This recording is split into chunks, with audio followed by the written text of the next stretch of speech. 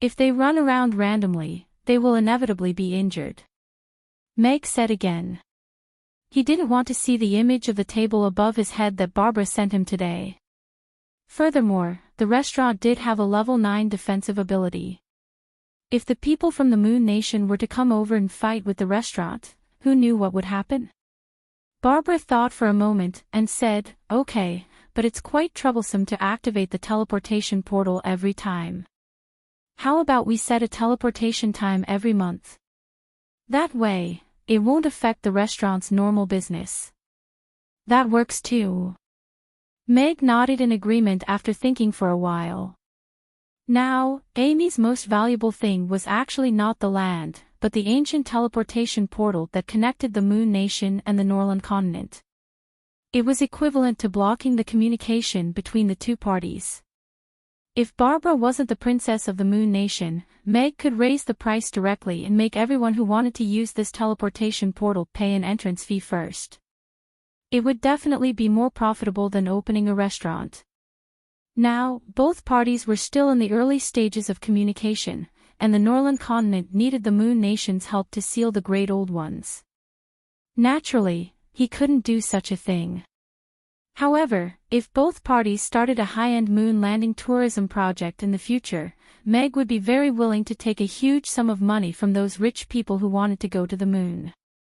"How long do you plan to stay this time?" Meg asked. Now that the passage back to the Moon Nation was open, Barbara could go home anytime. "I'm back to work. I'll stay until the restaurant closes down," Barbara said matter-of-factly. "As long as I don't close the restaurant, Amy's will never close down." Meg pursed his lips and looked at Barbara perplexedly. "Aren't you happy being a princess? You even came here to wait for the service staff. What's so special about being a princess? We have plenty of them here. After staying at home for a few days, being a princess is indeed very boring. I might as well work. It's so good here. I love it here." Barbara shook her head. "All right, as long as you like it." Meg raised his eyebrows. It seemed like times had indeed changed. Working had become a trendy thing. Barbara's return meant that the manpower shortage at Amy's would be greatly alleviated. With the magical power of spatial magic, Barbara could be said to be the absolute center of the restaurant when it came to serving the dishes. She could serve the dishes to the customers efficiently. Today's dinner was quite sumptuous. It was a welcome banquet that Meg prepared for Barbara, so it was half an hour earlier than usual. Outside the restaurant, there were already people lining up to wait. In the line, there was a tall man in black. His hat was pulled very low, and he lowered his head slightly. He softly asked the bald middle-aged man standing in front of him, "Chief Editor Garland, will anyone still recognize me like this?" The bald man who was called the chief editor turned his head to look at the black-clothed man. He snappily smiled and said, "Milo, if you look like this, those who recognize you will naturally recognize you. Those who don't will instead look at you a few more times. Perhaps they will recognize you. How terrible is that?" Milo was shocked. He looked around warily. "This is Chaos City. You have never been here before, and have never revealed any restaurant secrets. You don't have to worry about being beaten up," Garland said with a smile. Garland, the chief editor of Whole Foods and Beauty's Gourmet magazine. As one of the most influential gourmet magazines on the Norland continent, Whole Foods and Beauty had not been having a good time recently. The sales of carnivore and vegetarianism had broken records for the past 2 to 3 months. Reprinting had become a regular method, and the sales of hundreds of thousands of copies easily pushed Whole Foods and Beauty to the ground. And the reason why the sales of carnivore and vegetarianism's magazines had skyrocketed in the past 2 to 3 months was all because of one restaurant, and that was this Mamie's in front of them. Those 2 magazines had at least one article in their new issues in the past 2 months that was related to Mamie's. It was because of this that their sales skyrocketed, and even made many people who did not have the habit of subscribing to gourmet magazines fall into the trap. Being left far behind by their competitors, Whole Foods and Beauty was naturally unwilling to just sit and wait. Hence, Garland personally brought Whole Foods and Beauty's gold medal rider, the gentle assassin Milo, from Rodeo to this place. He wanted to break the lie that carnivore and vegetarianism had created together. How could there be such an excellent local restaurant in a place like Chaos City that was barren of food? Whole Foods and Beauty would use a realistic article to kick this restaurant off its pedestal and trample on those two shameless magazines. Chapter 1907. Translator, Endless Fantasy Translation Editor, Endless Fantasy Translation. Please wait for a moment. After the content is updated, please refresh the page to get the latest update. Chapter 1908. Randy's words about how difficult it was to find good food made Milo agree with him deeply. He even wanted to see him as a soulmate. He was someone who had a strict attitude towards food, and was not a natural sarcastic person. If those businesses could restrain themselves a little and not serve those crudely made food to the customers' tables, he wouldn't even bother to write anything. If there was any food that was worthy of his recommendation, he wouldn't hesitate to write about it. But until now, the frequency of such delicacies appearing was extremely low. He had been to many places before, but the more he went, the more disappointed he was. They were not even as good as those restaurants that he dished in Rodeo. Milo couldn't help but look forward to Mamie's being praised so highly by Randy. Of course, there was caution in this anticipation. It could also be that Randy hadn't eaten any delicacies before, so he came to such a conclusion. It wasn't impossible. I heard that Mr. Mac just launched a new product today. He couldn't get out of bed in the afternoon, so he booked this place for dinner. He must have wanted to try the mapo tofu. Randy's smile was full of anticipation. It's pretty good. Milo nodded with a smile. It was obvious that he had a lot of feelings for this restaurant. And judging from the customers, this restaurant shouldn't be looking for people to buy in. To be able to make so many customers line up in advance to wait for the door to open willingly, this restaurant was more or less capable. However, Milo still had doubts about the standard of this restaurant. It would only be good if he tasted it personally and felt that it was good. He felt that any restaurant with good reviews in Rodeo would be as popular as this restaurant if they opened a branch in Chaos City. This was the so-called dimensionality reduction. The owner of this restaurant might have come from somewhere else, or even Rodeo, and then used the delicacies that were a level above the average in Chaos City to gain a group of diners. This wait lasted for half an hour. Milo and Randy chatted casually from time to time, and got along quite well. The restaurant's door finally opened, and a young man in a clean and tidy chef's uniform walked out. He smiled and welcomed the customers. "Look, that's Mr. Mac, the owner and head chef of this restaurant." Randy introduced him to Milo. "So young." Milo looked at Meg with some surprise. He seemed to be around 30 years old. For a chef, his physique was a little too skinny. If it were a bigger pot, he might not be able to lift it. Being a chef was a job that required physical strength. Moreover, he was wearing such a white chef's uniform. Although he always required chefs to be particular about their attire and behavior, letting a chef work in the kitchen dressed like this was a bit of a show. Wouldn't a set of clothes be ruined if a bit of oil was spilled on the clothes when cooking? Or did he have to change into a new chef's uniform every day? In Milo's opinion, dressing like this in the kitchen was tantamount to binding one's hands and increasing the difficulty of cooking in vain. Yes, young and promising. That's probably what Mr. Mac is like. Randy nodded in agreement. Then, he said with some envy, "The number of girls who want to marry Mr. Mac is enough to circle the Aden Square. This is really enviable." Milo was also a little jealous. The customers began to enter the restaurant, and Milo and the others followed the line. He watched as Meg greeted the customers familiarly. It was not the polite kind, but the kind that could call out each other's nicknames. The atmosphere is really good. Milo nodded slightly. It was a small detail, but it made people feel that the restaurant was more humane. Mr. Mac.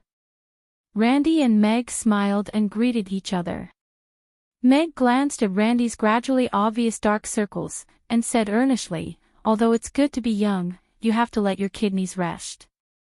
"I can't rest anymore, but I'm here to cheer you on," Randy said with a smile as he winked at Lindley. Meg also smiled. He knew that Randy had been living off a woman recently. A 30-year-old young woman was at the age where she was like a wolf. How could he rest just because he said so? Since he chose to eat this meal, he had to have this awareness. However, one word was written all over his face: so delicious. "Just eat one more Rigiamo later," Meg said. "Hee, that's for sure." Randy smiled and walked in quickly, not blocking the customers behind him. Meg nodded slightly at Garland and Milo as a greeting. The customers who did not look familiar at all should be coming to the restaurant for the first time. Comfortable hospitality. He can joke and be serious. Milo gave Meg a good first impression in his heart. After entering the restaurant, Milo's eyes lit up. The size of the restaurant could only be considered medium-sized. There were dozens of tables in the hall, and they were simply separated from each other. It did not affect the overall transparency, and at the same time, allowed the customers to have a relatively private dining space. On the right was the designated hot pot area, which was separated from the ordinary dining area. There were only 2 arched entrances and exits. It was said that eating hot pot and having a normal meal were 2 different atmospheres. The first impression Milo had of the restaurant's table arrangement and decorations was that it was amazing. It was not because it was gorgeous, nor was it because it was huge. It was a kind of comfort that made people feel at ease. The appropriate distance between the tables, the fresh wood decorations, and small green plants were pleasing to the eye. This kind of feeling that made people feel relaxed as soon as they stepped into the restaurant and wanted to sit down and order food surprised him. This was probably the atmosphere that every restaurant wanted to create, but none of the restaurants he had been to did it as well as Mamie's. What surprised him even more was the girls on both sides. There were half-dragons, elves, orcs, demons. Although they were of different races, they all had stunning looks. "This boss is too good," Milo praised in his heart, but he politely withdrew his gaze and reminded himself again and again that he was here for the food today. "Sit here." Garland chose a seat near the kitchen. From here, she could better observe the restaurant, including watching the waiters serve the dishes and listening to the movements in the kitchen. This kitchen is open. As soon as Milo sat down, he found that the kitchen partition was actually a large crystal wall. Sitting in his position, he could easily see everything in the kitchen. "It's really..." Garland also turned her head when she heard that. She could not hide the surprise on her face. This is Mr. Mac's confidence and pride. Even if it's open for everyone to see, he's not afraid that others will learn. Randy came to their table and said with a smile, "Mamie's rules are to share tables. Brothers, do you mind if I sit here?" Chapter 1909. Of course, Milo minded it. After all, it would not be easy for them to communicate with each other when there was another person around. However, he had seen Amy's rule of sharing tables in Randy's and Derek's articles. It was one of Amy's characteristics, so he naturally had no reason to reject it. Moreover, this young man had a pleasant conversation with him earlier, and answered many of his questions. He also had the thought of making friends with him. Hence, he nodded with a smile, and said, "Of course. Please take a seat." "Thank you." Randy sat down with a smile. He looked at the two of them with a smile, and said, "My name is Randy. May I know how to address the two of you? What business are you doing in Chaos City?"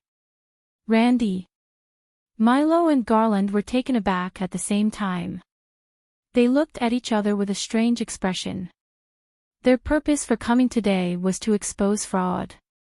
Other than this restaurant, half of it was because of Randy and Derek. However, they did not expect to meet the real deal here, and even sit at the same table.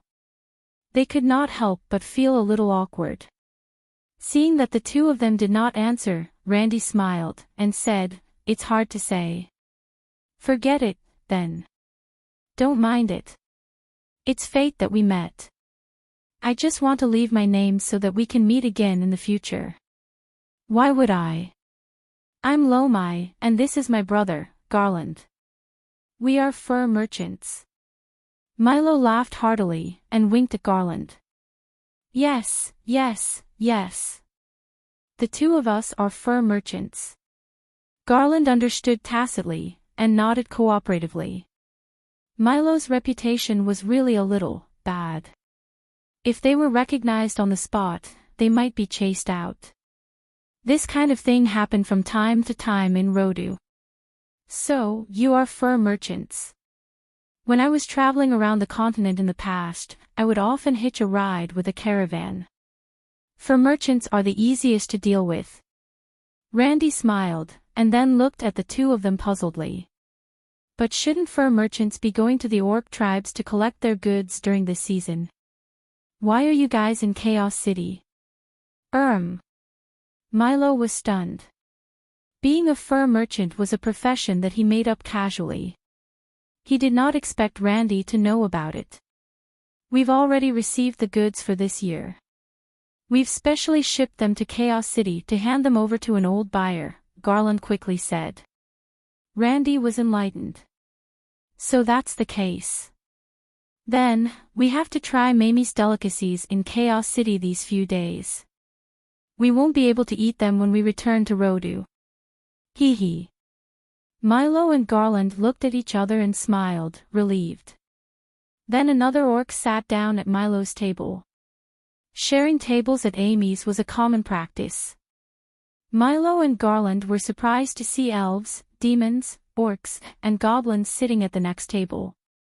The guests of the four races sat at the same table, and the atmosphere was unexpectedly harmonious.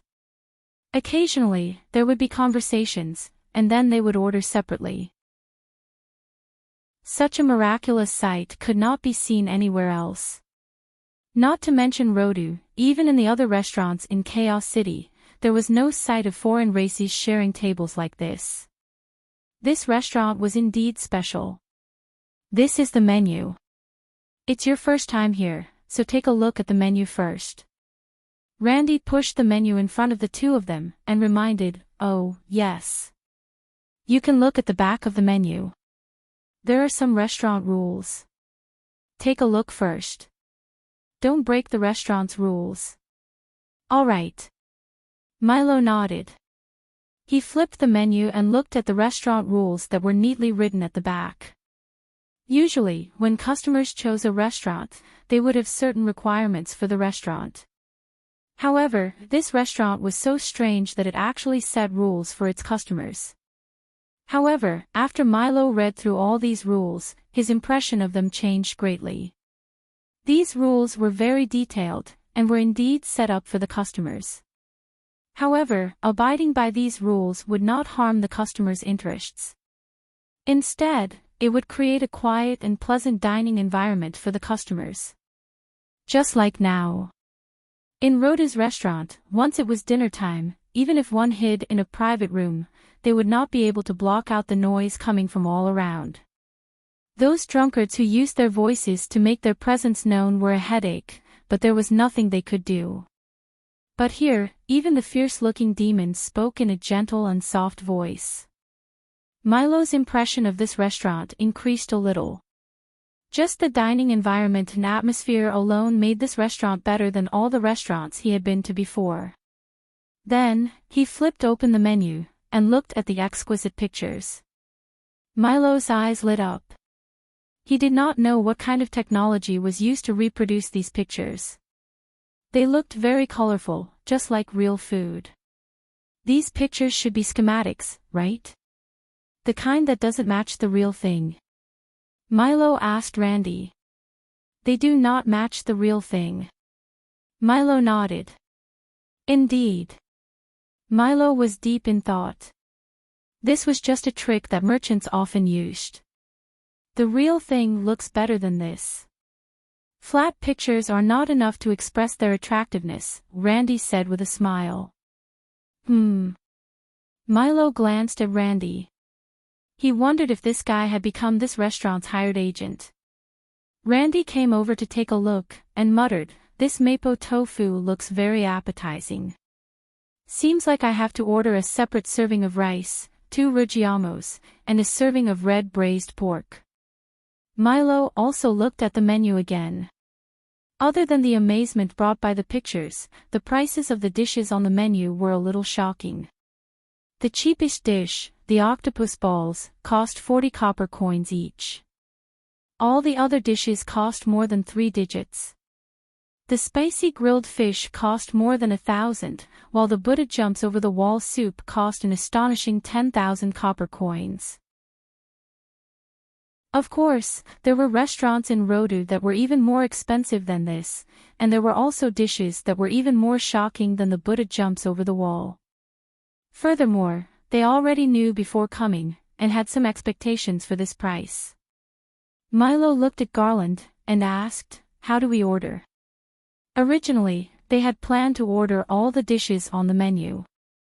However, after looking at the menu, they realized that their budget was only enough to order half of the dishes. However, after looking at the menu just now, the restaurant had a rule that customers had to order in moderation. They could not be extravagant. Hence, now, they had to order according to 2 people's appetites. They had to order something suitable. Garland looked at Milo, and said with a smile, "Of course it's a combination of meat and vegetables. It's nutritious and healthy." Milo was enlightened, and looked at Garland with some admiration. Indeed, the older the ginger, the spicier it was. Randy looked at Garland seriously, and said, "Brother Garland, you should order the Buddha jumps over the wall. It's a professional treatment for baldness. 1 serving will be effective, and 3 servings will let you have beautiful hair again." Treatment for baldness. Garland's eyes lit up. He had been worried about balding for a long time because of his hair loss. As the saying went, the more he worried, the more it would fall. The more it fell, the more worried he would become. Seeing that his hair was almost all gone, he had also turned from a handsome uncle to a bald uncle. Isn't that so? Mamie's is almost becoming a baldness prevention hospital. There are countless customers who come to treat baldness every day. Randy pointed at the table diagonally behind them without batting an eyelid, and whispered, "Look at that table over there. It's a gathering of veteran baldness friends. Most of them are here to treat baldness together." Garland turned his head to take a look. From his position, he could only see 4 shiny skulls. However, according to his experience, this was already the late stage of baldness. Generally, it was the stage where people had given up on themselves. Moreover, they would start to talk about the benefits of being bald. Things like it was cooler, and it was convenient to wash their hair, and so on. This can be treated? Garland asked doubtfully. Just 3 sessions, and I guarantee that they will have beautiful black hair again. If it doesn't work, feel free to look for Mr. Mack. Randy nodded with a serious expression. Then I'll order one too, Garland said without hesitation. Cough, cough. Brother, the money we brought might not be enough. Milo coughed dryly. He felt that Garland had fallen into Randy's marketing trap. Garland suddenly realized that their budget was not enough for him to order the Buddha jumps over the wall. 10,000 copper coins to buy a head of beautiful hair. It's not a dream to return to being 20 years old, Randy said leisurely. It's okay. I still have some. I'll order this Buddha jumps over the wall. Garland could not help but take out his money bag. Chapter 1910. Milo now seriously suspected that Randy had become this restaurant's top salesman. From the moment they started talking, they had fallen into his trap. It could attack Garland's bald spot and make him lose his rationality as an intellectual by intensifying the pain caused by baldness and verifying it on the spot. 10,000 copper coins. That was Garland's salary for half a month. Even in Rodu, the cost of a meal rarely exceeded 10,000 copper coins. But now, he had ordered a Buddha jumps over the wall that cost 10,000 copper coins. All these years, you've been worried about your rising hairline. You've eaten and used a lot of things. Baldness is not an illness, it's a disability. There's no cure for it. Milo made a final attempt. Your point of view is quite interesting. Randy smiled. But even if it's a disability, Mr. Mac can cure you with a bowl of soup. Milo glanced at Randy and thought to himself that he had met an expert. Bye. If I can let my hair grow out before I go back and let my wife see me 20 years younger, it will definitely be very interesting. Garland decided. Milo didn't say anything else. After all, Garland was the chief editor of Whole Foods and Beauty. He was a proper middle-class person. What was wrong with contributing a little money for hair? If there was no effect, then they would have one more material. Randy couldn't escape from false advertising. Shocking. The meat-loving gourmet is actually promoting hair loss prevention products for a restaurant. Such a title was already scheduled to be the first hot article in next month's Whole Foods and Beauty magazine. To be honest, Milo was a little disappointed from the time he queued until now. He had accumulated his firepower all the way, but when he came to Mamie's, he realized that he had nothing to say. As an expert in the world of finding fault, he had a pair of eyes that could find fault, and a mouth that could use the most simple words to say the most hurtful words. But he just had to come across a restaurant that made him speechless and unable to say any harsh words. Even his tone had become gentler because of the environment and rules. These are all illusory things. Whether it's a mule or a horse, we'll know when it's served. Milo placed his order and waited for the dishes to be served. The dishes he ordered were very simple, a combination of meat and vegetables. They were all dishes that Randy and Derek had written about in the vegetarian and carnivorous books. Since he was here to pick a fight, as a professional, of course, he couldn't make things up. This wasn't his style. Accurate sniping and head-on attacks were his specialty. While waiting for the dishes to be served, Milo turned his head and looked in the direction of the kitchen, but his eyes widened a little. From his position, he could clearly see the inside of the kitchen through the glass window. It was completely different from the kitchens he had seen before. It was clean and bright, and the spacious space was almost half the size of the dining room. He could only see part of the operating table. At this moment, Meg was like a great general overseeing the army. The pot on the stove was his right-hand man, and the spatula in his hand was his command flag and weapon. He could be seen walking between several stoves, cooking several different kinds of food at the same time. He even had the time to flip the hundreds of skewers on the grill beside him, using a brush to brush them with oil and various sauces. It was very exaggerated, you know. Other people's kitchens were equipped with a few chefs, and there were also a few helpers and apprentices waiting by their side. Not to mention that the work was in full swing, the efficiency was not necessarily high. However, Mag was doing all the work related to cooking alone, including taking out the wok and serving the dishes.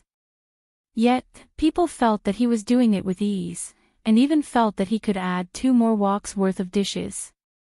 As for efficiency, Milo, who was sitting by the kitchen door, had already seen the dishes floating past him and then landing in front of the guests who had ordered the dishes.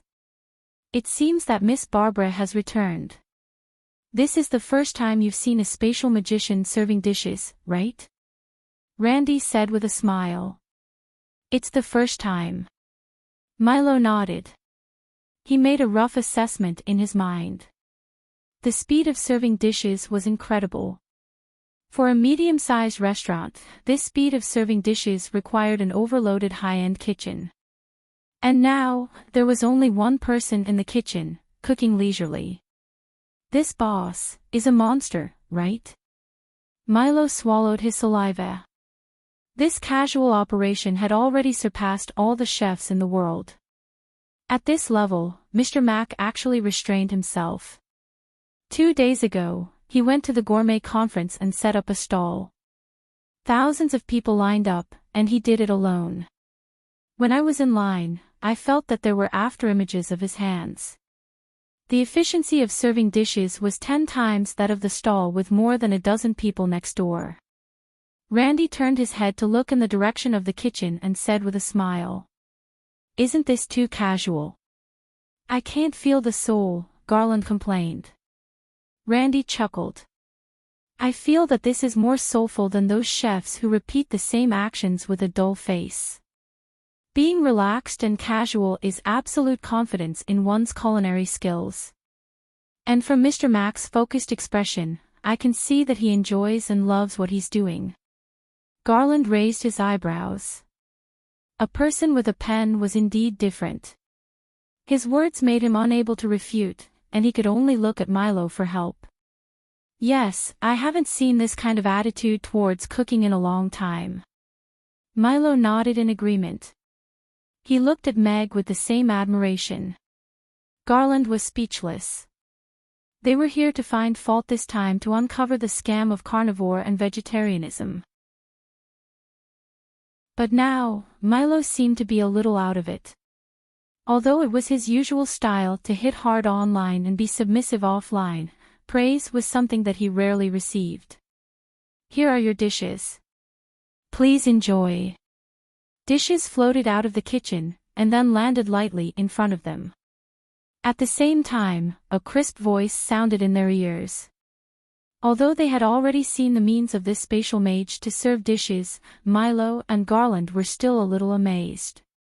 They felt an inexplicable sense of satisfaction when they thought of the mysterious and rare spatial mage serving them.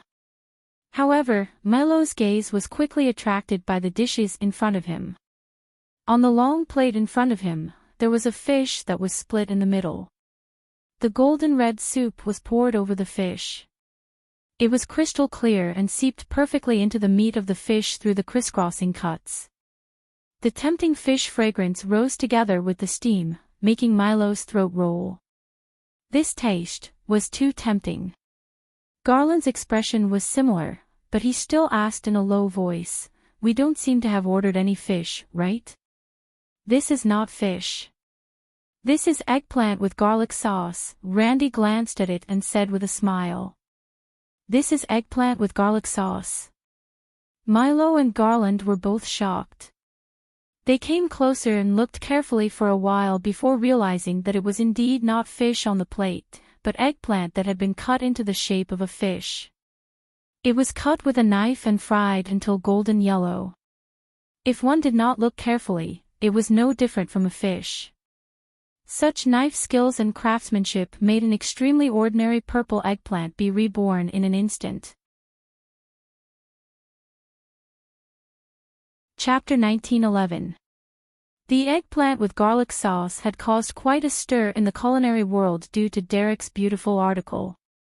There were even chefs in Rodu who had replicated the eggplant according to Derek's description, but the eggplant they made tasted very strange, and very few chefs were able to make eggplants as soft as fish. Milo had participated in several of the experiments. It was impossible to make eggplant with garlic sauce without fish, so he had always thought that Derek's description was definitely exaggerated. But now, the eggplant with garlic sauce in front of him had perfectly deceived his eyes with its appearance and fragrance, and also gave him a deep slap in the face. And the words that appeared in his mind were exactly what Derek had described. It had to be said that Derek's words were still simple and simple. He had only truthfully recorded the appearance and fragrance of the eggplant with garlic sauce, but it was precisely because of this that it gave people a strong sense of immersion. It was as if they could see the real delicacy in front of them.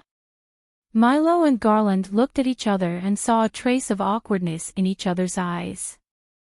The appearance matched, but as for whether the taste was as magical as described, they would only know after trying it. "Come on, try it." Milo picked up his chopsticks, picked up the eggplant with his chopsticks, and put it into his mouth. The soft eggplant almost melted in his mouth. The sour, spicy, sweet, and salty flavors exploded in his mouth almost at the same time, and his taste buds were instantly activated. Ah, what a wonderful feeling! Every taste was so prominent, blending with each other, yet so harmonious. It was like a gentle trap that made you step into it step by step and sink into it. There was clearly no fish in this eggplant with garlic sauce, and it was not even cooked with fish soup, but it had a wonderful taste that left fish in the dust. How incredible! This was actually a vegetarian dish. After the taste buds experienced a crazy feast of taste, the eggplant was swallowed, and there was a lingering fragrance between his lips and teeth, and the aftertaste was endless. I didn't expect that there would be someone in this world who could cook eggplants so delicious. Such culinary skills and creativity are really amazing, Milo exclaimed as he looked at the eggplant with garlic sauce. He couldn't help but exclaim. After reading Derek's article and tasting the eggplant with garlic sauce, not only was he not disappointed at all, he was even more surprised. Words were not enough to describe the deliciousness of this dish, or it could be said that everyone who tasted this dish had a unique feeling. This eggplant with garlic sauce brought Milo a great surprise. But when he thought of the purpose of their trip, Milo's expression became slightly awkward. After all, they were here with the intention of exposing Amy's true colors. They also wanted to expose Derek and Randy at the same time. But now, he himself had fallen. Ha! Garland's expression was even more surprised than Milo's. When he was in Rodu, he and Milo often went out to eat together. They had known each other for more than 10 years, but he had rarely heard Milo praise a certain dish, let alone use the word amazed. Garland picked up the eggplant with a complicated mood and put it into his mouth. Then his eyes lit up, and his expression was no less wonderful than Milo's. After swallowing a mouthful of eggplant and eating a mouthful of rice, Garland nodded and exclaimed, "This eggplant is so fragrant. Not only is it fragrant, but it goes especially well with rice." Milo nodded and ate a mouthful of eggplant and a mouthful of rice with relish. Don't fill your stomach with eggplant with garlic sauce. Isn't the red braised pork delicious? As a carnivore, Randy couldn't help but remind them. When Milo and Garland heard that, they also stared at the red braised pork that Randy had promoted in the previous carnivore forum. The well-balanced streaky pork was cut into long cubes. The fat and the lean were balanced, and the color was bright red. It didn't look greasy at all, but was rather tempting. Milo also had a special liking for meat, but he didn't like pork very much, because the rank odor and greasiness of pork couldn't be handled well by most chefs, not to mention the streaky pork, which was difficult to distinguish between fat and lean. It was the worst part of pork. But this red braised pork had chosen streaky pork as the ingredient, and didn't undergo any special treatment. It was just cut into long strips, and even the skin wasn't removed. That was why he had scoffed at Randy's article praising the red braised pork as if the whole world hadn't eaten pork before. But even so, the pork that he usually found greasy now made him want to try it. Then I'll try it. Milo picked up a piece of red braised pork. From the feedback of the chopsticks, this piece of streaky pork was very soft. After getting closer, the skin looked crystal clear and bouncy, and the rich meat aroma rushed to his nose. The meat aroma was rich and special. A lot of spices should have been added, but they blended together perfectly and harmoniously. There was no rank odor, only the richest meat aroma. What spices did this chef use? Milo wondered in his heart, and then put the meat into his mouth and took a bite. The soft pork almost melted in his mouth. The lean meat was crisp and tough, dry but not dry. The skin was smooth and sticky, and the bite was vague. With a gentle bite, the sweet gravy overflowed from the meat. The taste of the pork was perfectly released at this moment. It was fat but not greasy, sweet and soft. Milo's eyebrows rose crazily, and the satisfaction and incredulity from the corners of his mouth filled his generous face. There was no rank odor. There was no greasy feeling. There was only a delicacy that made people fall for it. Is this really pork? Why is it completely different from the pork I've eaten? This taste, it's crazy. Milo swallowed the red braised pork, felt the lingering fragrance between his lips and teeth, and began to deeply doubt his life. If the eggplant with garlic sauce brought him a surprise, then the red braised pork brought him a subversion. The subversion of his existing knowledge, the subversion of his so-called experience. After eating only a piece of red braised pork, he already knew that he had lost. He had lost completely. There was no problem with Randy's article. If there was a problem, it should be that he was still too restrained and calm. His article was not enough to really reflect the taste of the red braised pork. It was not inappropriate to call such a chef a genius to be able to turn a piece of streaky pork into such a delicious food. Milo turned his head and glanced at Meg, who was wantonly in the kitchen, with heartfelt admiration in his eyes. Such a chef was probably a real chef with ingenuity. He opened the kitchen so that everyone could see how the food in front of them was made. Between the fire and the smoke, his white clothes were not stained with oil, and he used the most elegant posture to cook the most delicious food. I think we have failed, Milo looked at Garland and said with a complicated expression. Chapter 19:12. Garland, who tasted a piece of red braised pork, also had mixed feelings. They came with lofty ideals of fighting fraud. On the way, they discussed a lot of ways to fight fraud and even thought of the title of the article. They thought that Whole Foods and Beauty would rise again with this anti-fraud article, stepping on vegetarianism and meat-eating to become the #1 food magazine in the universe. But after arriving at Mamie's, everything was completely different from what they had imagined. The eggplant with garlic sauce, which was better than fish, really did exist. The red braised pork made with fat streaky pork was indeed delicious. As a senior food magazine editor-in-chief, his understanding of food was no worse than Milo's. His vision was even higher than Milo's. Mamie's was indeed the most special restaurant he had encountered in his career, or rather, in his entire life. If you didn't create something out of nothing and splash dirty water, you would never be able to write an article to find fault with it. Was the red braised pork not fragrant enough? Or was the eggplant with garlic sauce not enough? The comfortable dining environment, harmonious dining atmosphere, the gentle and appropriate service of the beautiful waitresses, and the space magician service were all things that were difficult for ordinary restaurants to do. Such a restaurant, unless you went against your conscience, how could you find fault with it? Milo was right. According to their original intention when they set out, they had failed, and they had failed miserably. It's impossible to fail. Tasting such delicious food is the greatest success. Garland quickly smiled and winked at Milo. Milo was slightly taken aback and immediately understood. Since they had come all the way here, they couldn't fight fraud. Couldn't they change their way of thinking to explore the restaurant?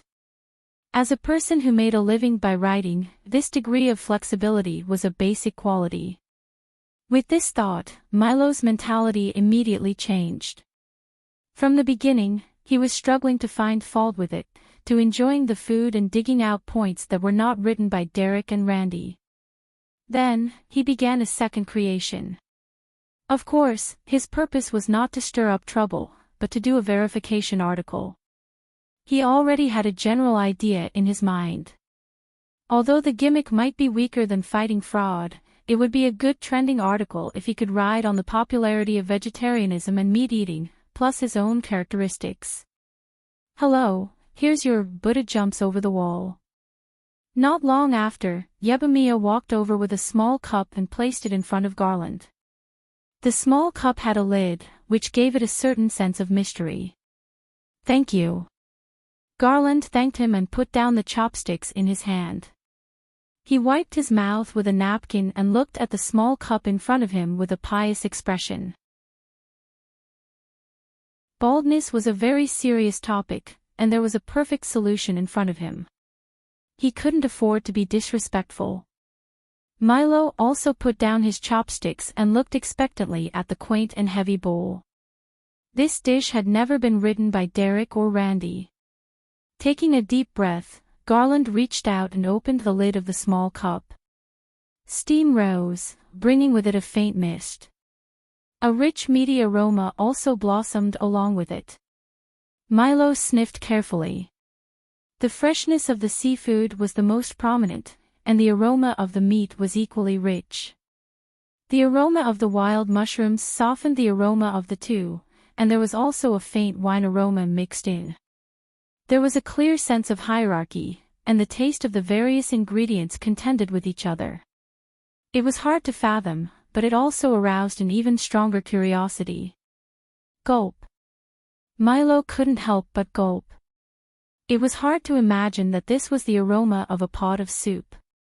Regardless of whether it had the effect of curing baldness, Milo also wanted to taste a bowl of it just by smelling the fragrance. He wanted to personally taste what kind of taste this soup had, how many ingredients were hidden in it, and what kind of taste it had combined to form. The steam dissipated slightly, and the bowl of thick soup was also revealed.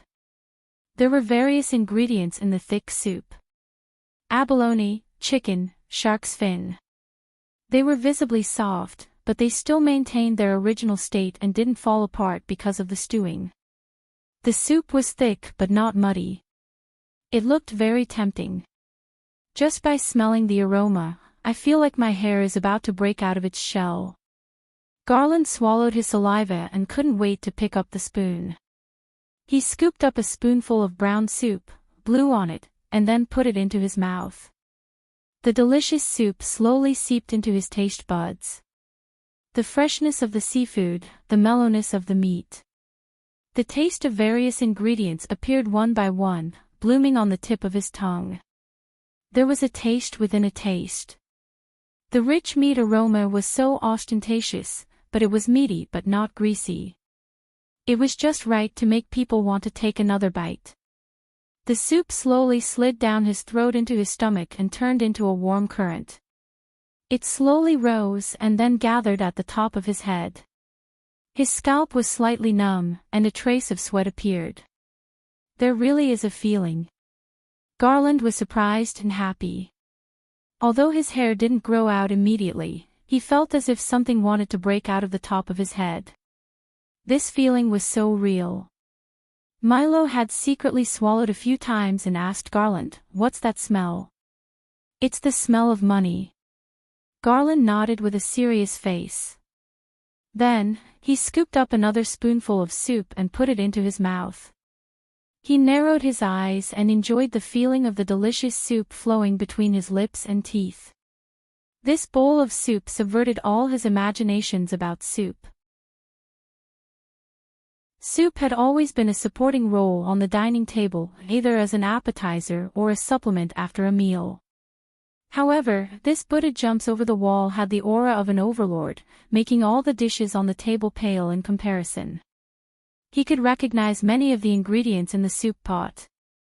Extremely fresh seafood meant that it was expensive, and precious mountain delicacies meant that it was rare. Just based on these ingredients alone, the Buddha jumps over the wall that cost 10,000 copper coins for a serving was already better than many restaurants in Rodu that relied on gimmicks to raise the price of their dishes. Moreover, the Buddha jumps over the wall had delicacies that they couldn't even dream of. Let me try it too. Milo couldn't hold it in anymore. He held his chopsticks and stared at the dishes in the small bowl eagerly. This is medicine. How can you taste it so casually? Garland picked up the small bowl and moved it in front of him.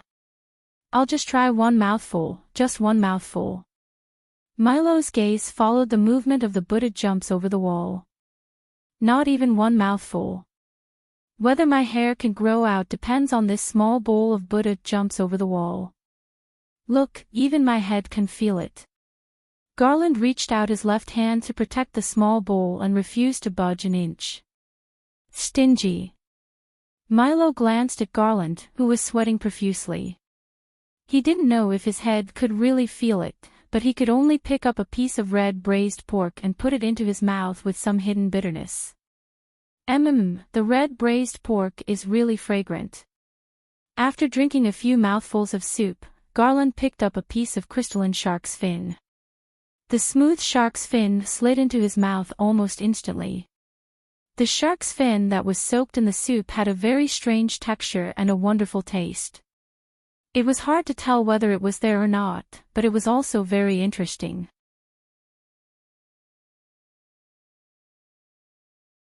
Chapter 1913. After drinking the entire cup of Buddha jumps over the wall soup, there was nothing left.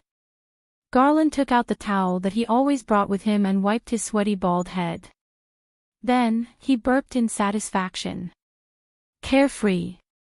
Garland felt that this was the most carefree meal he had eaten in the past 2 years.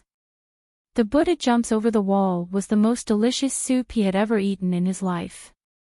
Your hair really grew out. Milo glanced at Garland's head, and his eyes widened. He pointed at his head in surprise. Really? Milo was shocked. He reached out and touched his head. The top of his head was bare, but now it felt like there was some fine hair on it. Milo looked closer and nodded. A little fine hair has grown out. There's a lot of it. I think it'll work. Milo and Garland had known each other for more than 10 years. He had seen his head gradually expand from the hairline to the Mediterranean Sea. In the end, because he looked too much like a kappa, he could only compromise and become bald. This process was irreversible. He had only seen his hair fall off, but he had never seen it grow back. But now, his hair had grown back on his bald head, and it was in the bald area in the center. Don't touch it. It'll be a loss if you touch it bald. Milo slapped Garland's hand away and picked up the bright silver spoon. Take a look for yourself. Garland held the spoon and looked for an angle for a while.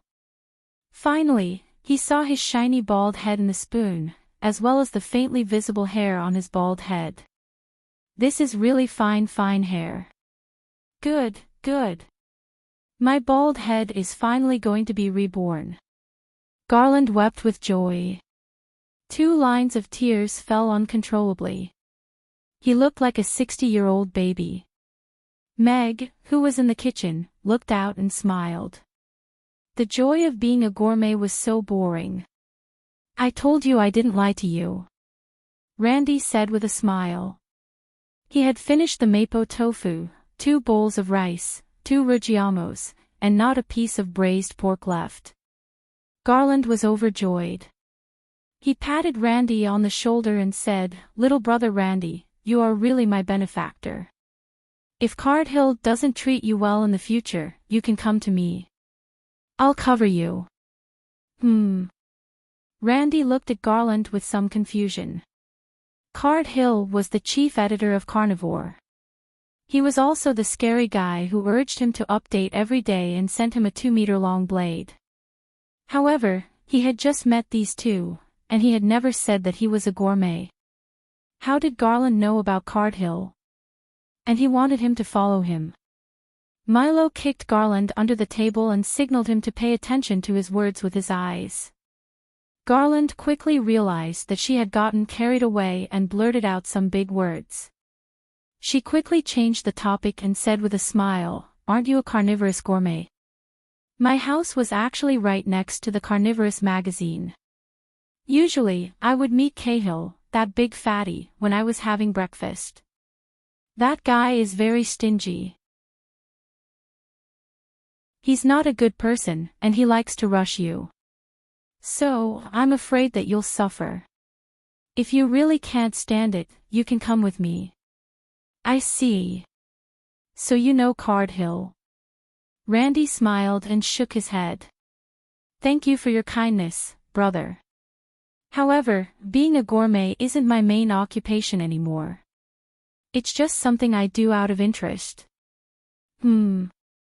Milo and Garland looked at Garland with some surprise. Aren't you on the rise now? Why don't you write about carnivore? Milo couldn't help but ask. Writing is so tiring. It's precarious. You are urged to write every day and have blades sent to you from time to time. You racked your brains to write it, but you are still criticized for being too short. Who are you looking down on? Who is short? You be the judge. Who is short? Although it is a little short, I have a long time. I have been doing this for so many years, right? Randy sighed. Milo also sighed when he heard this. Who could say otherwise? Even though he attacked those merchants with heavy fists, he often looked at those heavy mailboxes and could only call them trash collectors. Fortunately, he had a good mentality. He relied on selling blades to get through the most difficult days. Sometimes, when he saw blades, he felt a sense of familiarity. So, I have changed to collecting rent now. There is a woman who is pestering me. She stuffed a lot of keys into my hands and asked me to collect rent for her. She was unhappy when I refused. Randy lifted the corner of his shirt and revealed a lot of keys. He sighed. Now I know that the lives of the rich are indeed simple and boring. Milo. Garland. I am done eating. I am going to collect rent again. I have to go back tonight and pay the public ration. Goodbye, brothers. Randy got up, paid the bill and left, leaving the two of them in a mess in the wind. Saying the toughest words and eating the softest rice. This is indeed a talent. Garland smacked her lips. Let's just be sour. Milo looked at Randy's departing figure. He didn't want to work hard anymore. Let's go. We have gained a lot today. We didn't come in vain. Garland got up and paid the bill. Are we going back just like that? Milo asked Garland after they walked out of the door. Of course not. I still have to eat 2 more courses of Buddha jumps over the wall. Garland shook her head and smiled. We are out for 3 days this time. Wouldn't it be a waste to go back in 1 day? Of course, we have to know more about this restaurant. Is our budget enough? Milo glanced at her from the corner of his eyes. When it comes to budget, there will always be enough. Garland didn't think much of it. Moreover, as long as we can write a really popular article, the boss will definitely reimburse us when we go back. We can just eat as much as we want. Then I am very much in favor of working for a few more days. It would be best if we can understand this restaurant from morning to night. Milo nodded. Are we going back to the hotel now? No, we are going around. I want to wait for Amy's to close before talking to the restaurant owner. Garland shook her head. Talk about what? Garland smiled and said, since we can't find fault with the article this time, it would be best if we can get the story behind the food. That way, we can distinguish ourselves from vegetarianism and meat eating. Otherwise, what difference would we be from those small magazines with no goals? They would just imitate and plagiarize like a swarm of bees. In the end, we can only drink the water used to wash our feet. Milo thought for a while and nodded. In terms of content control, Garland had a firm grasp. I think that hot pot looks good.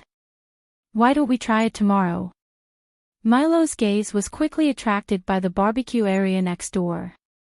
He looked at the demon who was eating while spitting fire. It was funny and interesting. It looked very worth a try.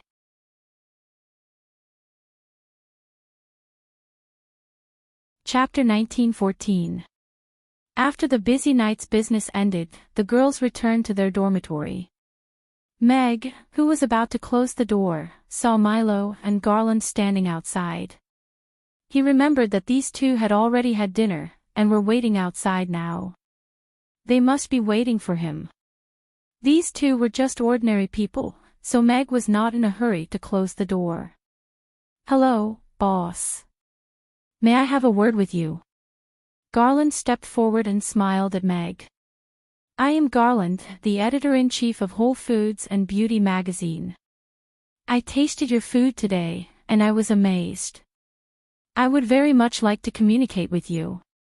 Whole Foods and Beauty. Meg frowned slightly. He had some impression of this magazine. He had browsed through the top magazines on the Norland continent before, and Whole Foods and Beauty was among them. What left a deep impression on him was not the magazine itself, but a gourmet named Milo. He was good at satire literature, and used his poisonous tongue to diss all the big businesses. He was quite special in the gourmet articles. Of course, it was mainly because he reminded Meg of himself in the past. What a shameful past. However, compared to him, this little brother's skills were still a little lacking. His choice of words was obviously a little restrained. He was not at the level where he could control his words freely, and was not free and unrestrained. Anyway, he was not as good as him. Moreover, he was thinking that if he had the chance to meet him, he would have to remind him to take it easy. After all, those chefs were mostly petty. If they were not careful, they could be cursed to the alternate world. But chefs. After all, not everyone was a son of Providence like him. Transmigrating to a different world, reaping a cute baby, and even being assigned a wife. Only he could encounter such a situation. Wait, Milo. Meg glanced at the tall, square-faced middle-aged man standing at the side. When he entered earlier, the omniscient door had popped up his information. His name was Milo. Could he be that little brother? Hello, I am Milo. I am a gourmet. Milo saw that Meg was looking at him, so he could only brace himself and greet him. He carefully observed the changes in Meg's expression. It was no secret that he had a bad reputation among the food and beverage industry. Hello, I'm Meg. It's nice to meet you. Meg smiled and nodded. He felt as if he had met someone of the same trade.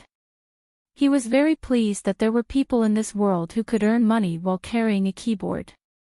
This was such an inclusive world. Thank you. Milo was flattered. He muttered to himself that there was actually a restaurant owner who liked him.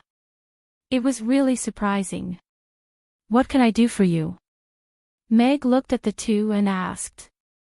The two little guys were still waiting for him to tell them a story to coax them to sleep, so he didn't intend to welcome them in. Garland was also aware of Meg's hard work, so she went straight to the point. You may not know this, but under the publicity of several magazines in the same industry, Amy's and your several dishes have been loved by readers all over the world. After Milo and I tasted them, we were impressed by your cooking skills. We hope to have the opportunity to listen to you tell us the story behind these dishes in our free time. I think this is also what readers want to know. My influence is already so big. Meg looked at Garland in surprise. He knew that some of the restaurant's regular customers were gourmets. Randy, who had just hooked up with a rich woman, was one of them. But he didn't expect that the articles they wrote had already spread Amy's influence to all parts of the Norland continent. Yes, the charm of delicious food is irresistible. Your Amy's has already been regarded as a holy land in many people's hearts. Milo nodded. Although he had always scoffed at this so-called holy land, this time, he very much agreed that Amy's could be promoted as a holy land. Meg looked at the two of them, and his mind spun quickly. Influence meant traffic, and to him, traffic meant fans that could be converted. In that case, let's talk again after tomorrow's business hours. It's a little late today, and the children need to sleep, Meg said with a smile. All right, then I won't disturb your rest. See you tomorrow. Garland quickly smiled as he watched the restaurant's door close slowly. Then, he gave Milo a high five. Let's eat all we want tomorrow. We have enough funds. We came to the right place this time. Garland couldn't hide his excitement. Hee, then I won't stand on ceremony. Milo chuckled. He had always been good at taking advantage of the rich. Father, where's Mother? Isn't she coming back to sleep today? Amy asked as she sat on the high stool behind the counter, swinging her short legs as she hugged Ugly Duckling, who was already asleep. And stood at the side, and also looked at Meg. She might have something else to do today, and will be home later. Amy and can go to sleep first, okay? Meg said with a smile. Okay. Amy nodded obediently, and slid down from the high stool. Come on, let's go upstairs. Meg brought the two little fellows upstairs, and arranged for them to wash up first. When the two little fellows changed into their pajamas and lay on the bed, he started to tell them bedtime stories. What kind of story do you want to hear today? Meg asked the two little fellows as he sat on the bed, and looked at them with anticipation.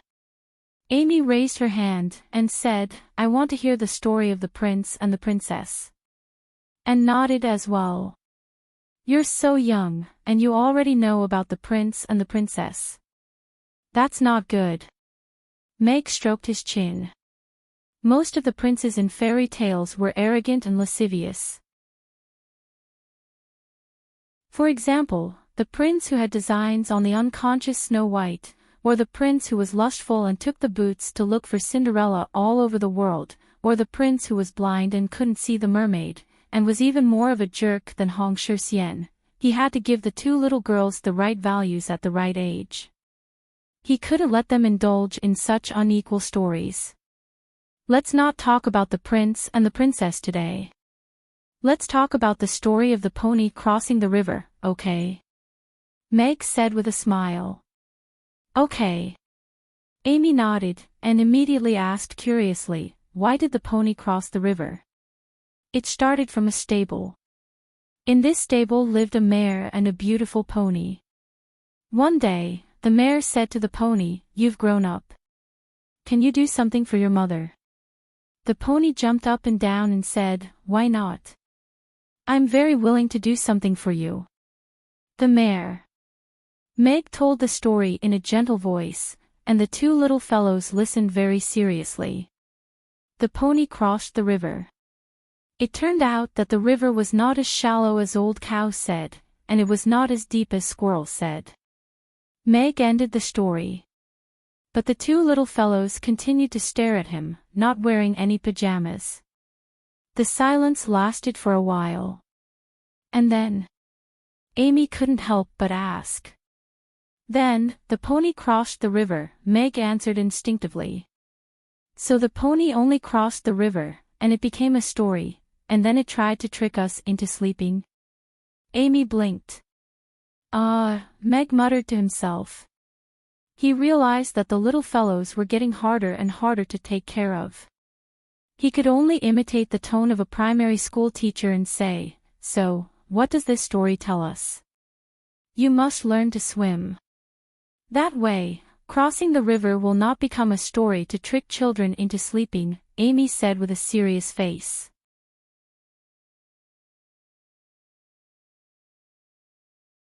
Chapter 1915. The night was getting late. In the City Lord's castle of Chaos City, the meeting hall was brightly lit, and the various representatives looked very serious. Everyone had already gone to that cave together, and saw the destroyed seal and the ruins left behind by a fierce battle. They could confirm that a devil had broken free from the seal and was missing. Furthermore, Rankster must have had a battle with that devil, but the outcome was unknown. His corpse was not found at the scene. This was undoubtedly very bad news. Everyone had already seen how scary the devil was. Even 10th-tier powerhouses couldn't kill it. If it wasn't for Alex summoning the lightning and the spell formation masters from the Moon Nation helping to repair the seal spell formation, the Great Old One in the Thunderstorm Mountains would have already caused harm to the human world. But now that a devil had broken free from the seal and was missing, it had undoubtedly become the most unstable factor on the Norland continent. An uncontrollable existence was undoubtedly the most dangerous. The tragedy of the Urba tribe was still in everyone's memory. No one wanted their tribe to suffer the same tragedy. Douglas broke the silence. We have to find it as soon as possible. Otherwise, no one will be able to live in peace. The problem now is how are we going to find it? Irina looked at him. Rankster is from your Frost Dragon tribe. He's the only one who knows where the devil is now. We have lost contact with Rankster for 3 years. I don't know where to find him now. Douglas shook his head. This was no longer something that the Frost Dragons could bear. The various representatives spoke one after another, and their emotions became more and more agitated. However, they still couldn't come up with a useful solution. There's no point in arguing. The devil's existence is already a threat to all of us. Facing such a formidable enemy, we can only win if we unite as one. Michael interrupted the argument that was starting to turn into an argument. Michael, what do you suggest? Lewis asked Michael. The various representatives also looked at Michael, who was the host. Michael seriously said, it's not realistic to look for a hidden devil all over the world. If it's the other half of the devil in the Thunderstorm Mountains, then it's very likely to break the seal and release the devil in the Thunderstorm Mountains. I think we should form a strong enough backup team to be ready to deal with the devil that might appear in the Thunderstorm Mountains. At the same time, we should set up a sealing spell formation near the seal so that we can lure the devil into the spell formation and seal it again if we can't kill it. The various representatives nodded thoughtfully. We need the spell formation masters from the Moon Nation to rebuild the seal. Why aren't they here? Sean. This is a calamity for all of the races on the Norland continent. She's doing well on the moon, and helping you is an act of kindness. If she doesn't help you, then it's her duty.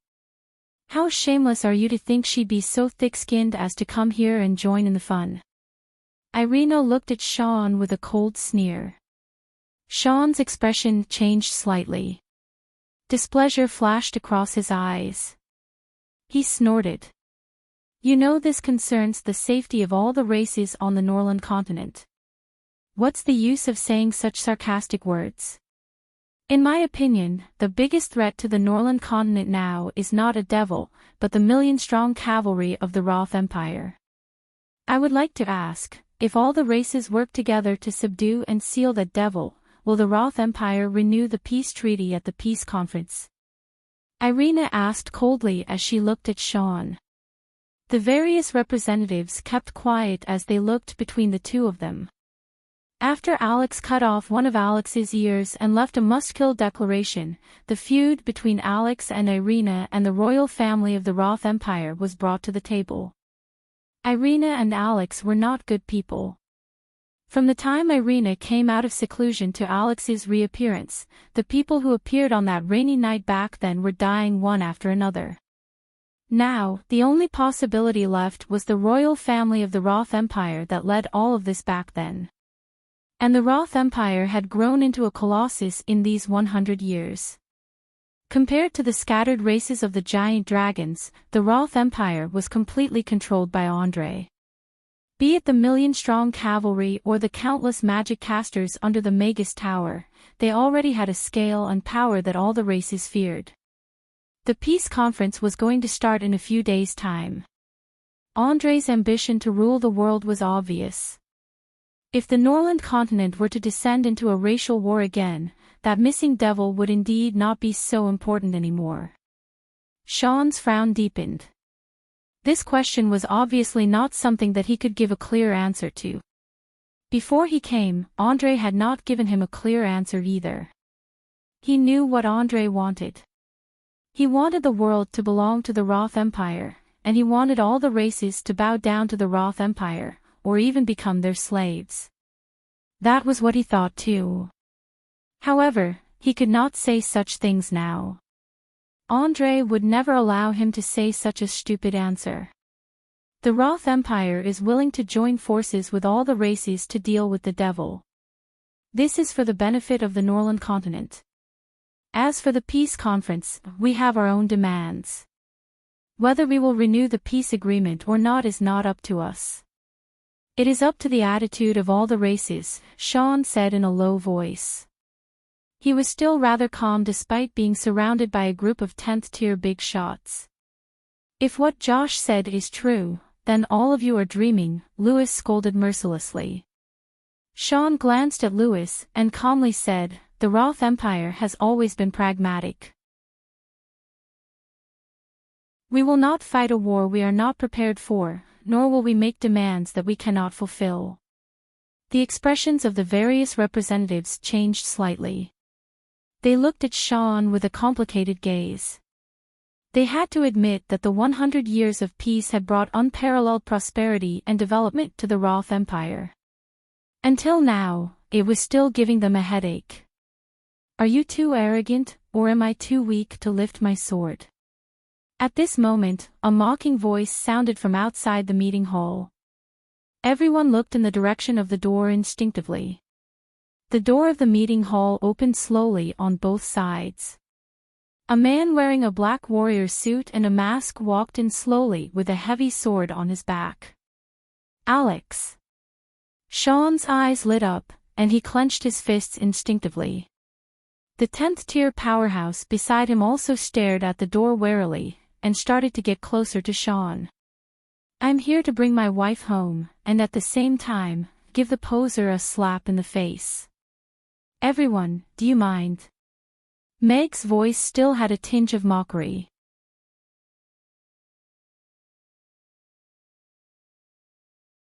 Chapter 1916. They didn't mind. Of course they didn't mind. If not for their status, many of them would have taught this poser a lesson. The Edward family's posers were each more annoying than the other.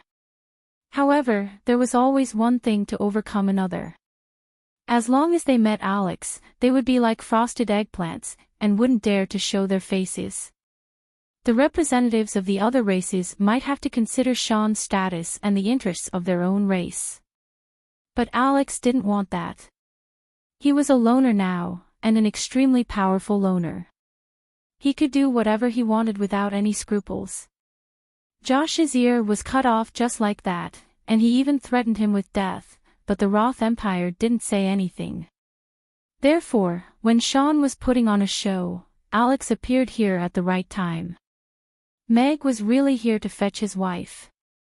He had just coaxed the two children to sleep, and saw that Irina wasn't back yet.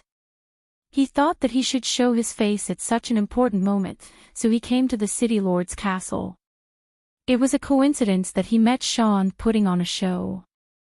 However, since he had bumped into him, he naturally couldn't let him put on a show so easily.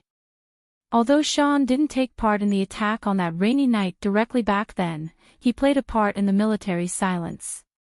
Furthermore, in the past 3 years, he had been sending people to look for him, fearing that he wasn't completely dead.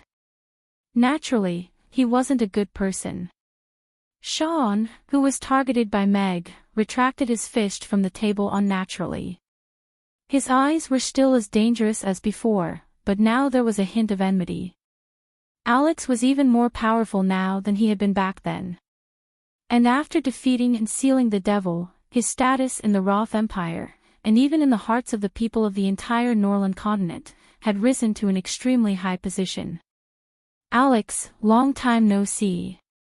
Sean looked at Meg with a smile as if he had seen an old friend. You don't have to pretend to be familiar with me. You and I are at most enemies. Even if I don't kill you today, I won't welcome you with a smile. Meg sneered mercilessly. The smile on Sean's face froze instantly. Great. The eyebrows of the various representatives gradually relaxed, and they felt much better. Irina also looked at Meg with a smile. She didn't expect that his eloquence was getting better and better. He seemed to have inherited some of her skills. Although the expert beside Sean couldn't hide his anger, he didn't dare to speak rashly. Sean looked at Meg and said, You may have misunderstood what happened back then, but I'm not in a position to say too much. Now, our common enemy is the devil. I hope you can put aside your old grudges and join forces with us to kill the devil that escaped from the seal, or reseal it. He quickly regained his composure. You might have some misunderstandings about the misunderstanding. You and I both know what happened back then, but I really won't kill you now.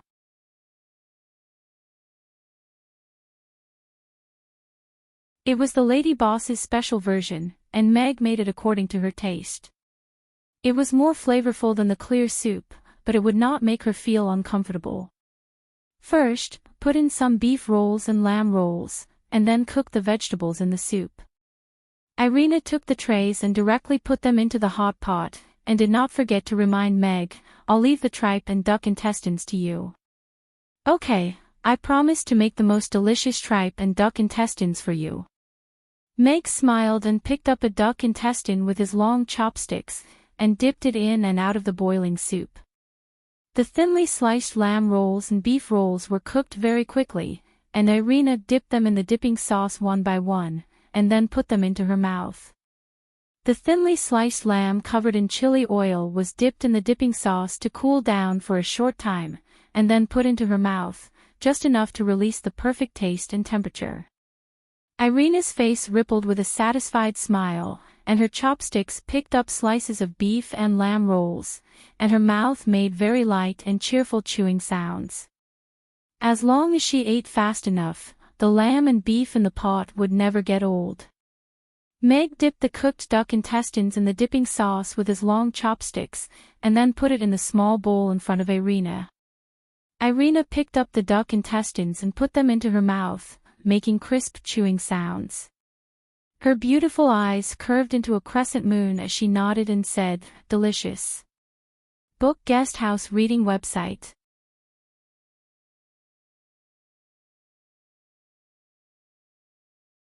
Chapter 1917. It smells so good, a groggy voice came from the staircase. Irina and Meg, who were eating happily, froze at the same time, and turned to look at the staircase.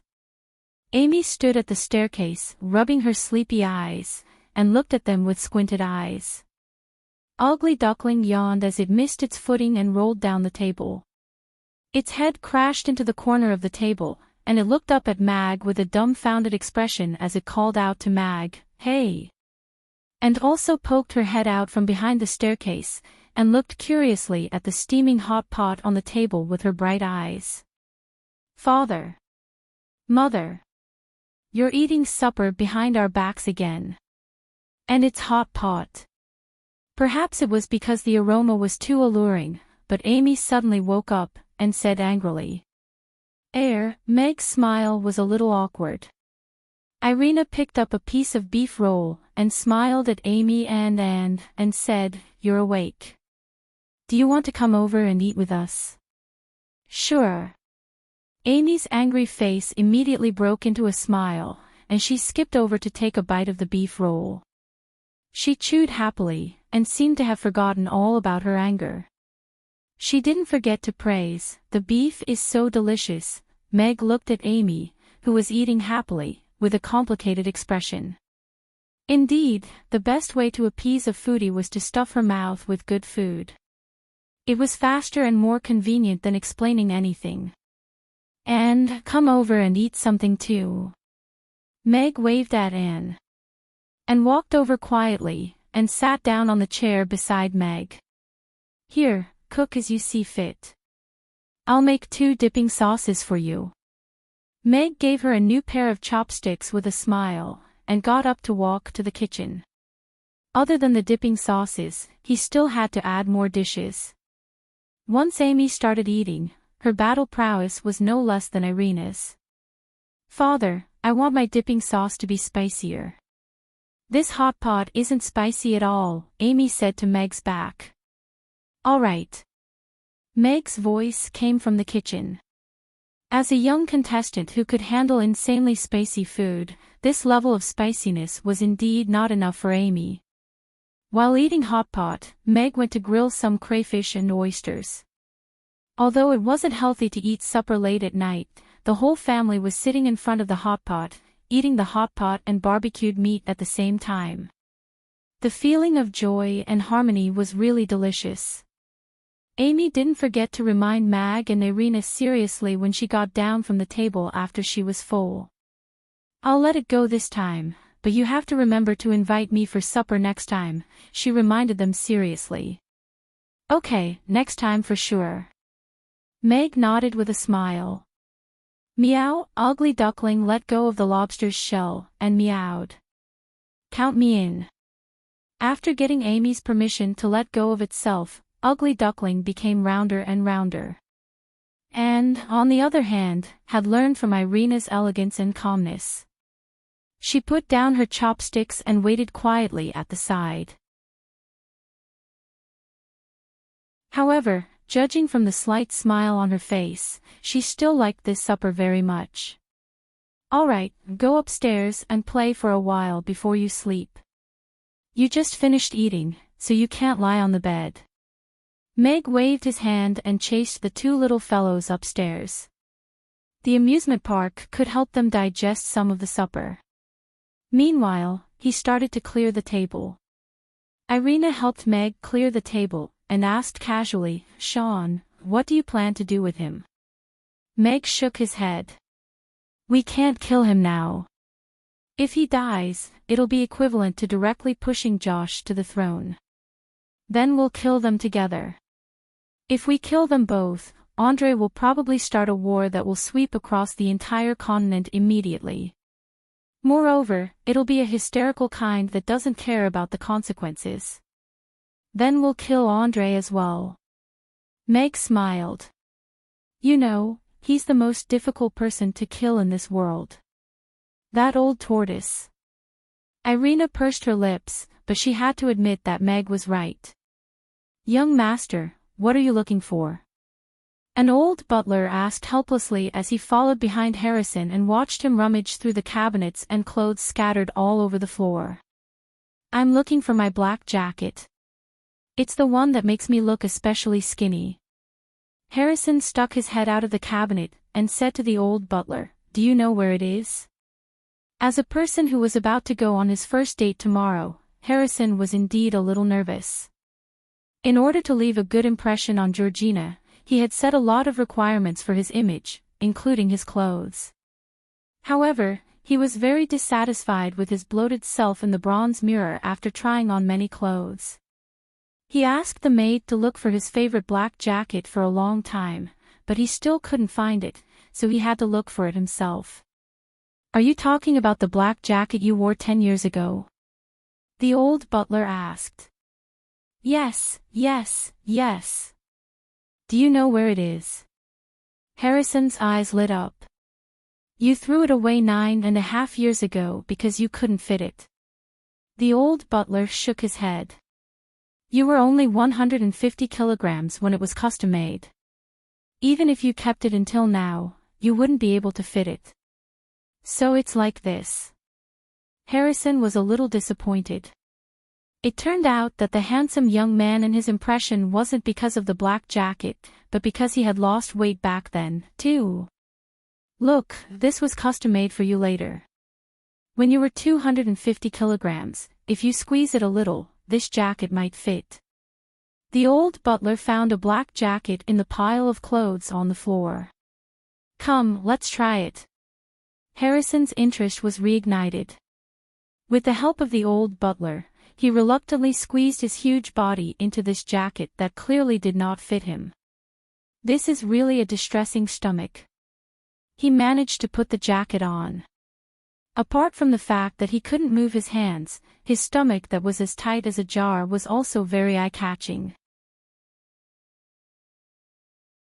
Young master, just wear something comfortable. There's no need to make yourself look so pathetic. The butler looked at Harrison. If the girl likes you, it's definitely not because of your looks, but because of your interesting soul. That's true. Harrison chuckled, but his expression soon froze. He looked at the old butler, and said suspiciously, I feel like you're scolding me. Why would I? I watched you grow up. Let's wear this tomorrow.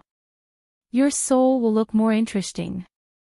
The butler found a long shirt with a little duck embroidered on the chest from the pile of clothes. Young ladies like this kind of fresh style. Isn't that what you said back then? All right, then I'll wear this tomorrow. Harrison nodded. He felt that his old butler was quite reliable sometimes. Is my soul really interesting?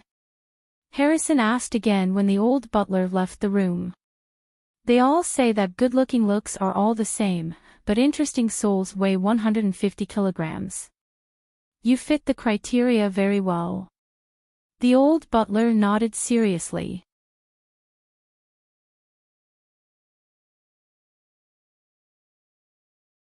Chapter 1918.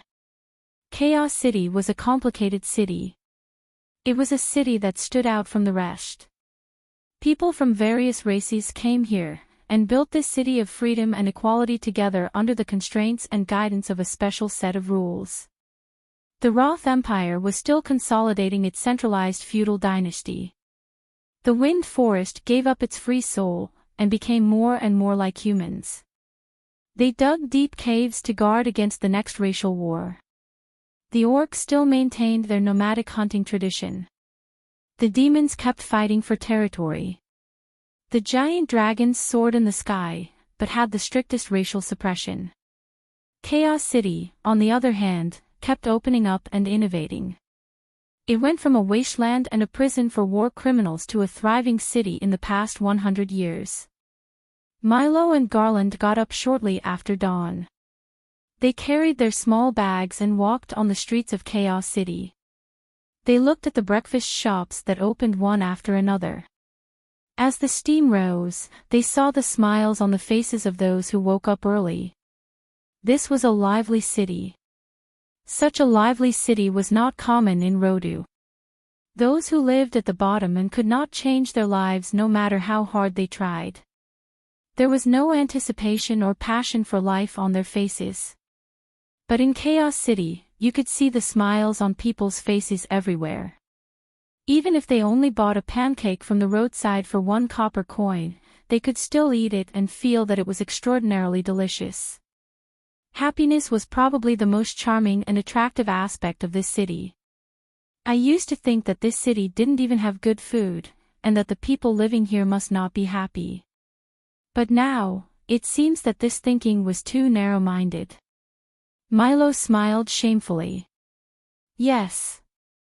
If I hadn't come here personally, I wouldn't have thought that this city's happiness would be so strong. Garland nodded in agreement. Moreover, there's a restaurant in this city that all foodies in the world envy and yearn for. I'm more curious about what Amy's breakfast will be like now, Milo said with a smile. Today might be a very memorable day in his career. He would be interviewing a restaurant owner for the first time about the story behind the food. In the past, he would always fill in the 10,000-word dirty stories for those bosses. Milo and Garland had arrived early enough, but they did not expect that there were already scattered customers lining up at the entrance of Amy's. In addition, there were also many cleaners gathered at the entrance of the restaurant. It seemed that they were also waiting for food. Will Amy's breakfast prices be lowered? Milo asked the customer standing in front of him curiously. That customer seemed to have seen through Milo's thoughts, and explained with a smile, the prices on the menu won't change. Boss Mag has been preparing breakfast for the cleaners for a while so that they can have a steaming hot breakfast after working for a few hours. I see. Mr. Mac is really a good person. Milo nodded thoughtfully. With the high price of Mamie's dishes, preparing breakfast for so many cleaners every day was not a small expense. What was even more difficult was that he had to prepare breakfast before opening every day, which would undoubtedly take up his rest time.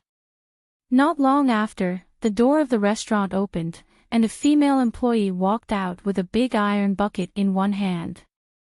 She began to distribute the congee with pork and century egg to the cleaners in an orderly manner. The hot steam carried the aroma of the congee with pork and century egg and spread in all directions. It smells so good. Milo's throat rolled as he looked at the cleaners who were carrying large bowls of congee with pork and century egg. He muttered, I suddenly want to be a cleaner. If it's just you, maybe they won't want you. Garland glanced at him. For breakfast, Milo ordered a bowl of congee with pork and century egg. He also followed the advice of the customer at the same table and ordered a set of soy milk and youtiao. The congee with pork and century egg had refreshed his imagination of porridge. He didn't know what kind of animal had laid the century egg, but it was so delicious when paired with tender lean meat. After a bowl of congee with pork and century egg, he only felt that his whole body had become warm. The combination of youtiao and soy milk had subverted all his imagination of breakfast. The crispy youtiao was crispy and fragrant. It was better than any fried snack. It also had a hint of sweetness. The more he chewed, the more delicious it became. He took another sip of the sweet and delicious soy milk. The texture was much more delicate and soft than milk. After swallowing, his mouth was still full of fragrance. Of course, this was not the ultimate way to eat. He picked up the short strips of youtiao with chopsticks and dipped them into the soy milk. When the youtiao was slightly soft, he immediately picked it up and took a bite. The youtiao with a hint of tenacity in its softness was tainted with the sweetness of the soy milk. Whether it was the texture or the layers of taste, it had increased countless times, becoming a brand new delicacy. After drinking the last drop of soy milk in the bowl, Milo put down his chopsticks and couldn't help but praise, Mr. Mac is really a genius to be able to come up with such a wonderful combination. I agree with that very much. Garland also put down the bowl, somewhat unsatisfied. No wonder Randy and the others don't want to leave here. It's not because they don't have goals or ideals, but because they don't want to leave. This is simply heaven. Milo looked in the direction of the kitchen. Meg's body seemed to be exuding a mysterious glow. After the morning service, Milo and Garland were received by Meg. Is this considered an interview? Meg said with a smile as he poured a cup of tea for Milo and Garland each. Speaking of which, this is the first time we've interviewed a chef. If you've read our magazine, you should know that we're always serious and critical when it comes to food, Garland said with a smile. In that case, I should feel honored. No, it's our honor to be able to ask Mr. Mac to talk about the story behind food. For breakfast today, we were once again impressed by your exquisite culinary skills and novel and special ideas, Garland quickly said. He didn't want to leave an arrogant impression on Meg. Meg looked at Garland with a smile, and said, before the interview begins, may I take the liberty to ask about the influence of Whole Foods and Beauty magazine? For example, the number of subscribers to the new issue. Garland was a little surprised by Meg's question, but he quickly smiled, and said, Whole Foods and Beauty is the leader in the food magazine industry. After decades of development, it has become one of the most influential food magazines on the Norland continent. The number of new issues released every month is tens of thousands of copies, and the radiation affects hundreds of thousands of people, which is equivalent to about 10 million. Even Princess Vanessa of the Roth Empire is a loyal reader of our magazine. She even wrote to me, Milo added with a smile. She seems to read all kinds of food magazines, and occasionally writes to some gourmets who she thinks might have problems with their livelihood, encouraging them to persevere, Meg said calmly as he glanced at Milo. Milo, Garland's gaze was a little shifty as he tried hard not to laugh. Vanessa said that herself. She had been doing this kind of thing all these years, and occasionally gave some money to these gourmets so that they could get through some difficult times. In this world where entertainment was scarce and information circulation was inconvenient, it was already very good that a food magazine could do this. Meg knew that Garland's so-called radiation of 1 million was definitely a little exaggerated, but the sales of tens of thousands of magazines were real. This meant that as long as he accepted the interview, this interview would appear in the new issue of those readers who bought the magazine. What do you want to ask? Meg poured himself a cup of tea, leaned back in his chair, and sat comfortably. Then can we start with Mr. Meg's culinary experience? Mr. Meg has such amazing culinary skills at such a young age, and keeps creating so many delicacies. You must be born in a family of chefs, and have been learning to cook since you were young, right? Garland asked with a smile. Not really. Meg shook his head, and calmly said, being a chef is just a hobby. I haven't learned cooking from anyone, and I don't have any family background of chefs. A few months ago, I felt that I should raise the level of this world's food, so I opened this restaurant. Garland. Milo. The two of them looked at Meg with a somewhat inexplicable gaze. Not bad, big-chested brother. This pretentious act made people not know how to respond. Originally, they thought that Mr. Mack seemed to be easy to get along with, and the interview should be carried out in a relaxed and pleasant atmosphere. They did not expect that as soon as they sat down, Mr. Mack directly laid his cards on the table. Meg looked at the expressions of the two and was a little puzzled. Was he too simple? After all, Garland was a professional chief editor. She quickly realized that Meg's way of speaking made it easier to ignite the topic, so she followed his words and continued, You said that you want to raise the level of this world's food. What do you mean by that? Let more people eat real delicacies instead of those ordinary foods. Let those fake delicacies have nowhere to hide, improve people's ability to appreciate delicacies, and even let every ordinary person learn 1 or 2 delicacies that they can cook themselves. Meg smiled slightly. This is my vision, and also my so-called higher level of food. Milo opened his mouth slightly, and looked at Meg with eyes full of surprise and appreciation. How could this not be what he thought in his heart? This is really a great and beautiful vision. Garland praised sincerely.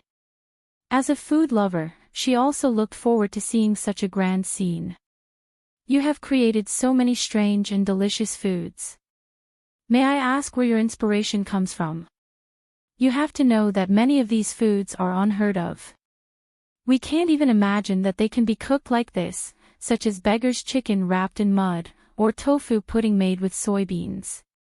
Meg smiled and said, I can only be regarded as a person who stands on the shoulders of wise ancestors, and life is the source of all inspiration. What you don't know doesn't exist, but your knowledge is limited.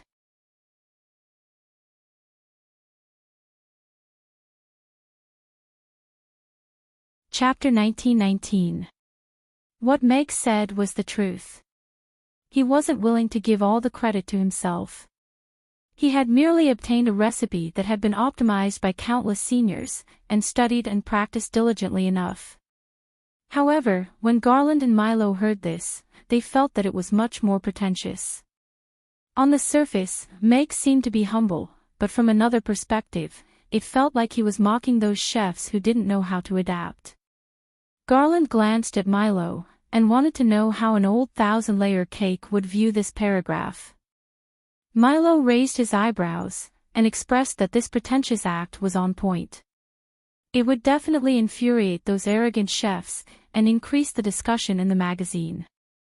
I've tasted the Buddha jumps over the wall that you cooked yesterday. It's so delicious that it's unforgettable. It even made my hair grow out again after being bald for more than 10 years. May I ask how you created such a miraculous delicacy that's both delicious and can grow hair at the same time? You have to know that many of the seafood in this dish are very difficult to obtain in Chaos City. Garland continued to ask a question that he was very curious about. Meg glanced at Garland's head. His bald head was indeed like a forest after the rain, with some fine hair growing out. Judging from his experience, he nodded slightly, and said, "You still need to eat 2 more courses, and rest well at the same time to let it grow back properly." "All right." Garland quickly nodded, and followed the doctor's instructions.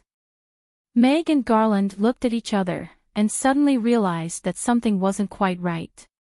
"Sorry, it's an occupational disease." Meg touched his nose awkwardly.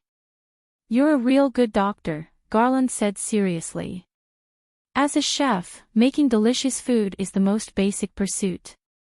However, what other effects will appear after the deliciousness is achieved is not something I can control." Meg shook his head. "Therefore, the fact that Buddha jumps over the wall can treat baldness was not known when I was researching this dish. It was an unexpected surprise that the customers discovered after this dish was launched." Garland pondered. "Perhaps this is the reward for the deliciousness. That's an interesting direction of explanation." Meg smiled too. The interview was carried out in a relaxed atmosphere. The questions that Garland chose were not too tricky, and Meg basically answered everything he knew, making the work of both parties much easier. About an hour later, Garland looked at Meg and thanked him. "Thank you very much for accepting our interview and letting us know the stories behind the food. I believe that more people will fall in love with Mamies and become your fans after watching this interview." "You're welcome." Meg smiled. He actually liked the feeling of sharing his success. It felt like acting tough. Oh, this way of saying it is too tacky. It should be sharing happiness. Garland had asked all the questions that he should ask. As the chief editor of a gourmet magazine, he still had his own opinions about chefs. "When will this article be published?" Meg asked curiously. "The article will be published in the new issue at the end of the month," Garland replied with a smile. In fact, the content of the new issue had all been finalized and even handed over to the printing workshop. But Garland changed his mind after the interview. He planned to add the new manuscript written by Milo and this exclusive interview to the new issue and set it as the main article. In the past few months, Total Eclipse and American cuisine had not had a good time under the attack of carnivore and vegetarianism. This would be a turnaround battle that would determine the outcome. Meg nodded and changed the topic. "Does your magazine have a column that teaches people how to cook?" Garland and Milo both looked at Meg with some doubts. "It's a column that does gourmet tutorials," Meg explained. Garland understood and shook his head. "Not at the moment. You should know that the recipe is the most important thing for a chef. Generally, it is not easily shared with others, let alone published in a widely circulated magazine." Meg nodded slightly. From a chef's point of view, this idea was not difficult to understand. However, it was precisely because of this inherent closed mind that the speed of innovation of gourmet food was extremely slow, and the overall level of gourmet food was stagnant. "I want to open a gourmet tutorial column in Total Eclipse and American cuisine." Meg looked at Garland and said seriously. Garland stared blankly for a moment before revealing a look of ecstasy. Even her voice was trembling as she said, "You." You're saying that you want to open a gourmet tutorial column in Whole Food Mart, specifically for gourmet education. Milo also looked at Meg with a look of surprise. He couldn't believe his ears. Yes. Meg nodded. I will publish an easy-to-learn home-cooked recipe in every issue, so that readers can learn from the article. Garland quickly calculated the benefits that this would bring to Total Eclipse and American cuisine. With Mamie's current reputation, if they could get an exclusive tutorial column, then Total Eclipse would become the overlord of the entire gourmet magazine industry, completely crushing vegetarianism and carnivory. If Mr. Meg has such an idea, Total Eclipse will fully cooperate and support your column, and will pay you a generous remuneration. Garland looked at Meg solemnly and said. Meg said quite straightforwardly, then let's talk about the specific details of the cooperation. The opening of the column is not in a hurry. After your new issue is released this month, you can decide when to publish the gourmet tutorial based on the market feedback. At that time, you can make a preview in the new issue of this month. Maybe you can achieve a better effect. Your proposal is very good, we will implement it. Garland took out a small notebook and wrote it down. Raising expectations was their usual method, but it was the first time they made a preview, but it sounded very feasible. Regarding the gourmet tutorial, Meg and the others talked for another half an hour and basically finalized all the details of the cooperation. Mr. Meg, are you really not willing to sign an exclusive licensing agreement with us? We'll give you the most generous remuneration for your work, and we'll do our best to promote your work. I guarantee that your fame and benefits will be maximized. Garland looked at Meg with anticipation in his eyes. Exclusive means monopoly. My dream is to make no difficult dishes in the world, not to earn a little remuneration. Meg smiled and shook his head. Okay, we respect your wishes. Garland nodded. Although he had some regrets, he did not pursue it further. Mr. Mack, if you have any difficulties in writing, you can write to me. Although I dare not say that I am an expert in this area, I am an old writer who has been writing for more than 10 years. Milo said with a smile. Okay. Meg nodded with a smile, but in his heart, he secretly criticized, when it comes to writing manuscripts, you are still a brother among brothers.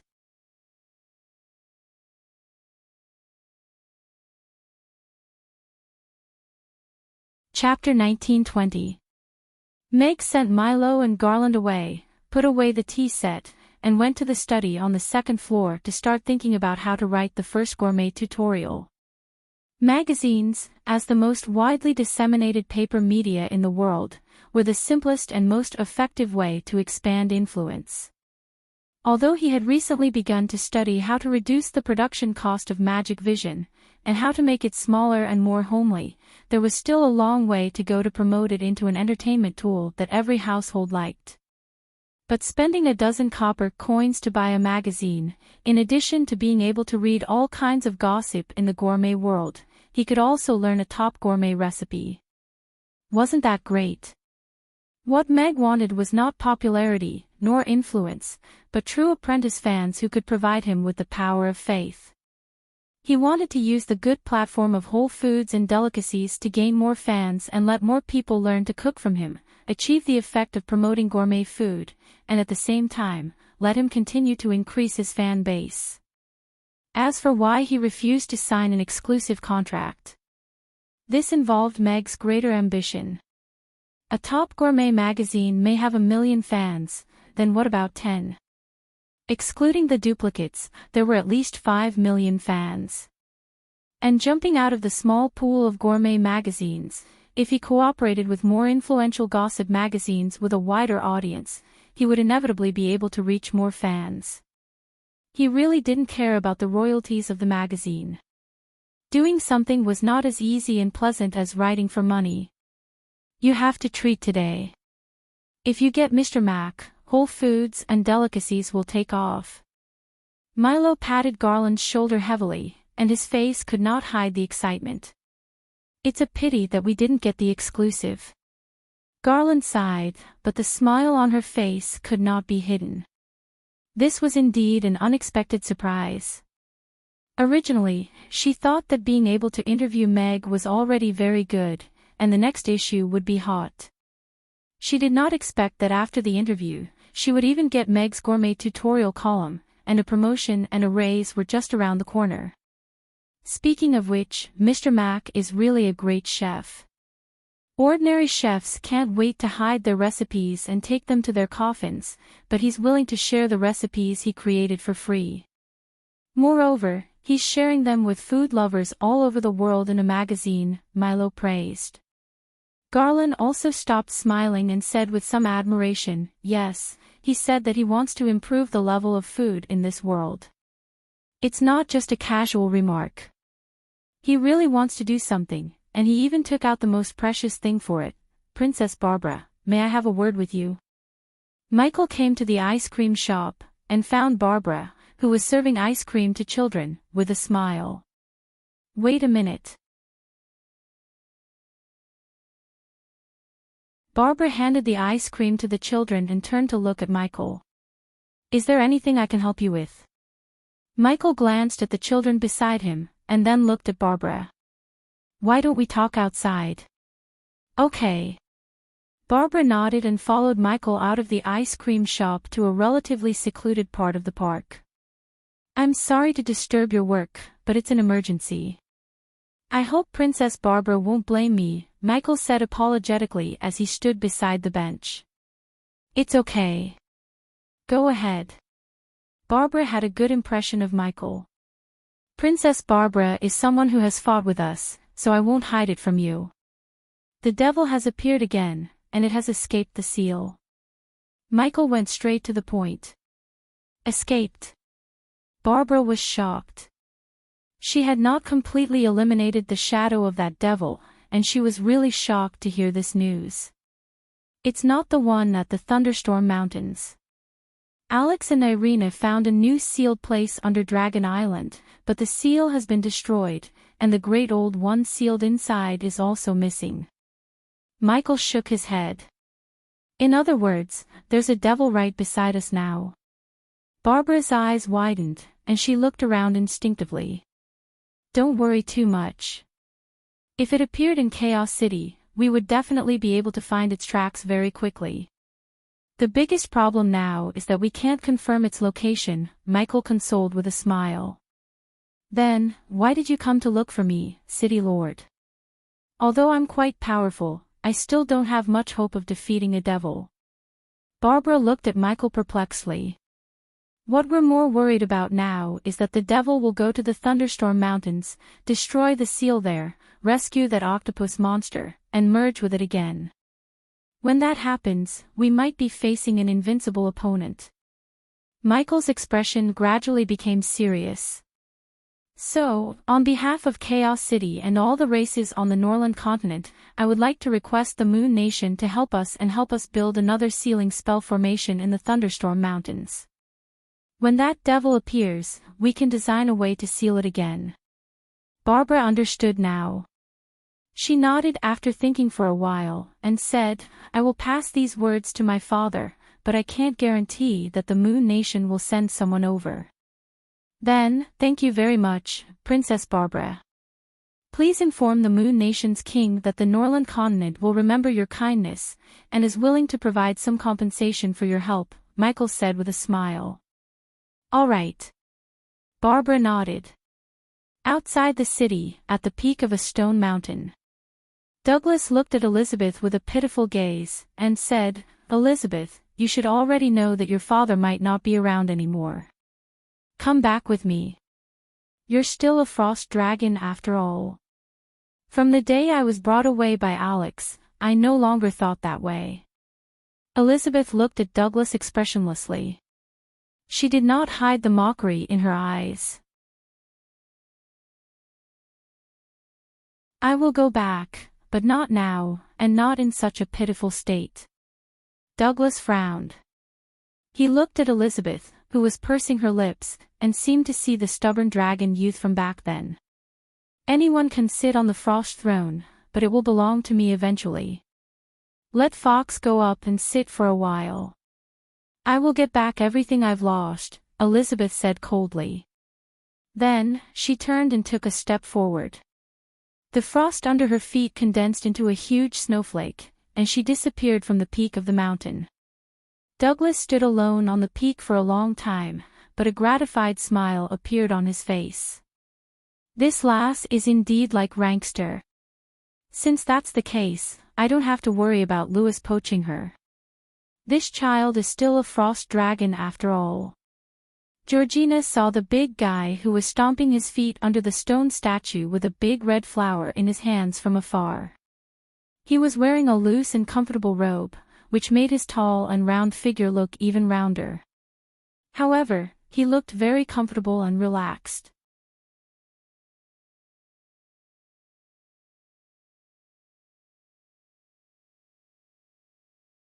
Chapter 1921. Harrison was indeed a little nervous. He already owned 3 factories that belonged to him, and he had been doing business with his father since young.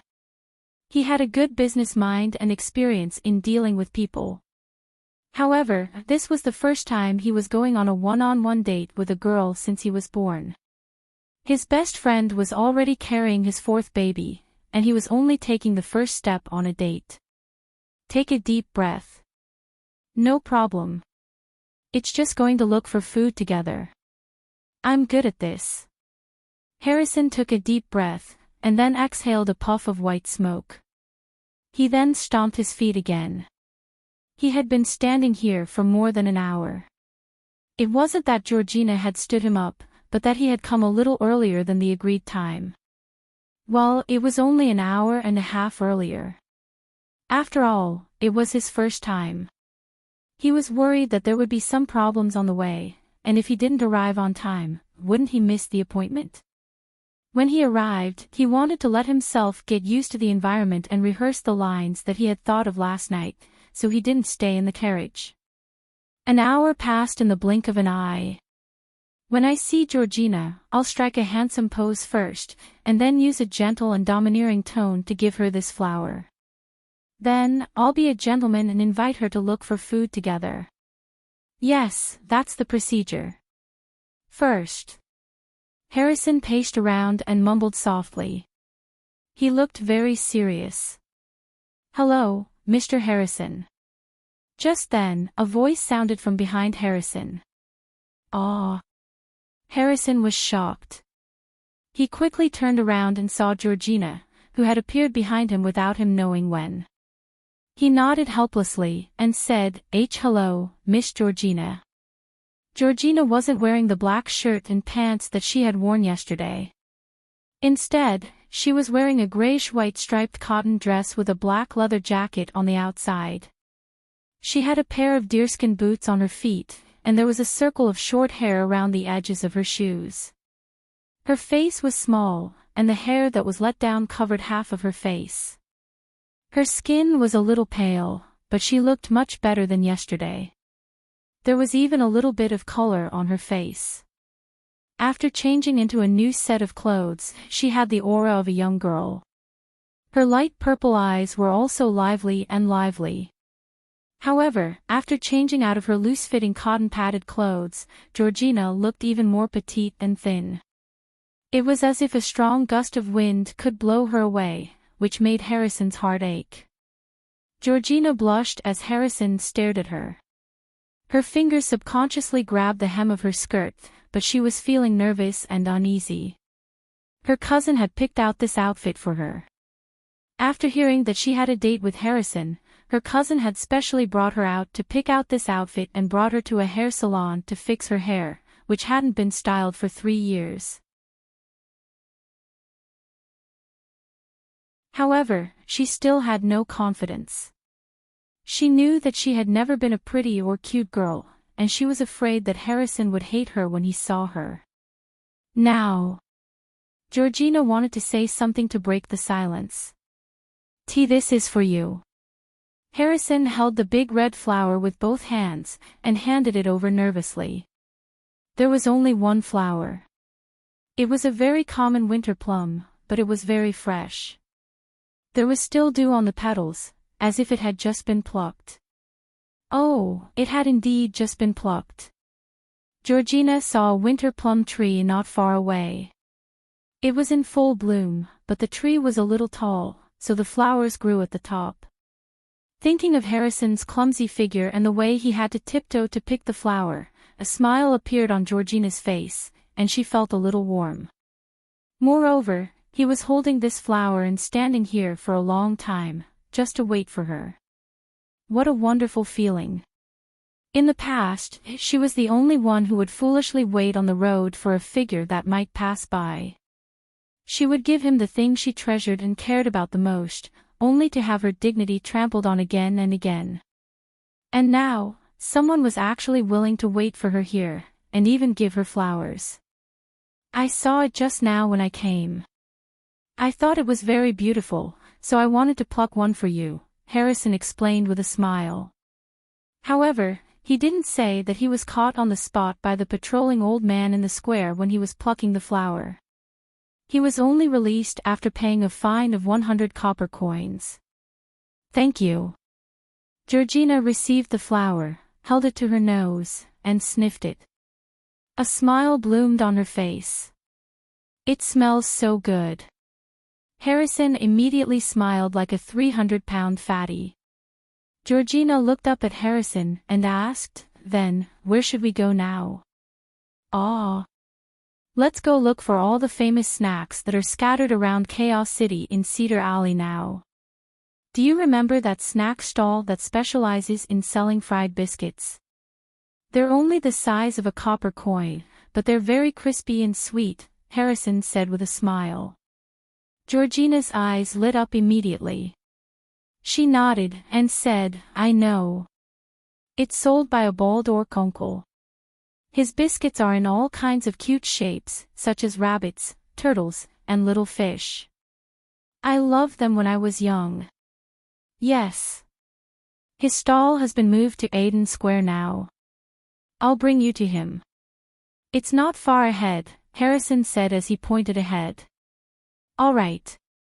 Georgina nodded and turned to walk ahead expectantly. When Georgina turned around, Harrison slapped himself in the face and scolded himself in his heart. "You're the best at thinking, but you're the worst at acting." He didn't do any of the poses that he had planned. He spoke like an idiot and behaved like a teenager who wasn't even 18 yet. His first experience in love was such a failure. He stole a glance at Georgina's side profile and was a little worried that his image in her heart would take a nosedive. Georgina was holding the flower with a smile on her face. Mr. Harrison still made people feel comfortable as usual. Although he was a little nervous, he was still so cute. Even the little duck embroidered on his chest was so cute. He was such a gentle person. The two of them walked forward with their own thoughts. After a while, Georgina suddenly stopped and turned to look at Harrison. "Where's that shop?" Harrison, who had been staring at the girl all the way, suddenly came back to his senses. He looked around and pointed to the back. "It's in that alley. We seem to have walked past it a little." It was a small alley that was sandwiched between two luxurious restaurants. It looked very inconspicuous, and was used by the people who lived behind the square to enter and exit. Georgina walked to the entrance of the alley, and was greeted by a burst of noise. In the narrow alley, there were 10 odd snack stalls extending along the alley. Many customers were eating in front of the stalls, and the hawkers were calling out their wares. A familiar feeling washed over her. No pop-up window.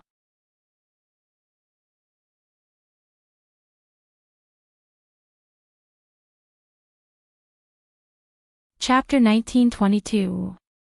Georgina didn't expect there to be so many food stalls hidden in this small alley, and it was so lively too. Moreover, she didn't even notice when she passed by earlier. "Let's go in and see what's good," Harrison said with a smile. After entering the alley, his confidence began to increase rapidly.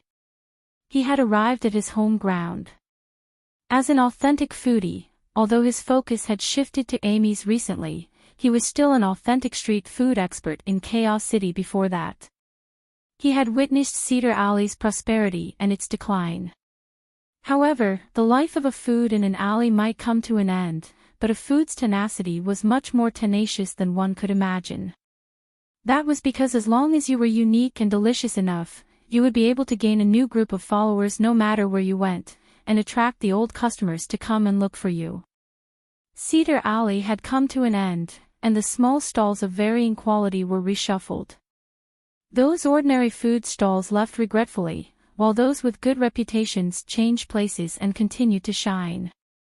They were still loved by everyone. The Tazalum family's fried cookies were such an existence. Tazalum was a bald orc uncle. He was tall and burly, and had a rough appearance. His stall was in the middle, but when he stood there, his stall became very eye-catching. "It's really him," Georgina exclaimed in surprise when she saw Tazalum at first glance. "Today's first stop. Let's start with a few cookies." Harrison brought Georgina to Tazalum's stall.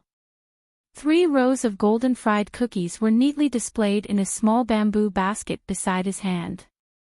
Each of them was the size of a baby's fist. They were in the shape of little rabbits, little turtles, and little goldfish. They looked very adorable. "Do you want some cookies?" Tazalum asked with a smile, but his hands didn't stop moving at all. He kneaded a small ball of flour in his hand, and it became a little rabbit. Then, he slowly fried it in the oil pan. The whole process was very smooth. Georgina nodded. The uncle's words were still the same as when they were young.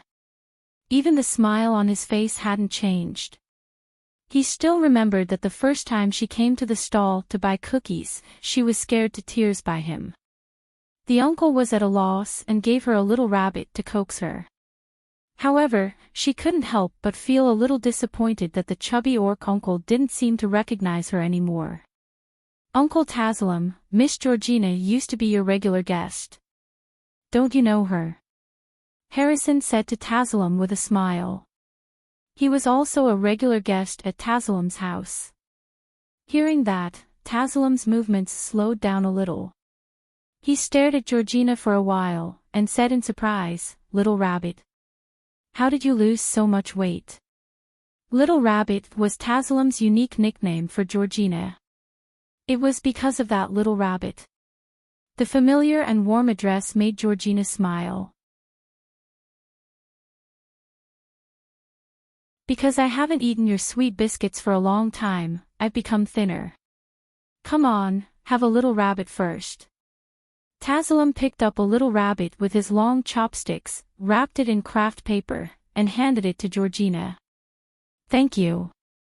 Georgina took the sweet biscuit, just like the little girl who took the little rabbit back then. Crunch. She bit off the rabbit's head in one bite. The cold sweet biscuit was crispy, but it didn't hurt her teeth at all. The more she chewed, the sweet taste gradually bloomed in her mouth, and there was also a hint of milk fragrance. Georgina's memory seemed to have returned to that long cedar alley. After school, her mother held her little hand and lingered in front of the stalls. A drop of tear fell from the corner of her eye. She looked up, and happened to meet Harrison's gaze. "It's so delicious that you want to cry, right? When I finally found Uncle Tazalum's sweet biscuits stall again, I was like this too," Harrison said with a smile. It's delicious." Georgina nodded with a happy smile on her face. She kind of understood that this world wasn't so cold. Some people would never turn back for you. They would only leave you with their backs and hurt. However, some people could always give you warmth, and the most gentle part of your heart. Here, there are little rabbits, little turtles, and little goldfish. I've packed them for you. It's still the same amount as before. Uncle Tazalum handed a paper bag to Georgina. It was filled with sweet biscuits. Thank you. Georgina took the paper bag and reached out to touch the money bag. No need. Next time, when you know Uncle is here, you can come again.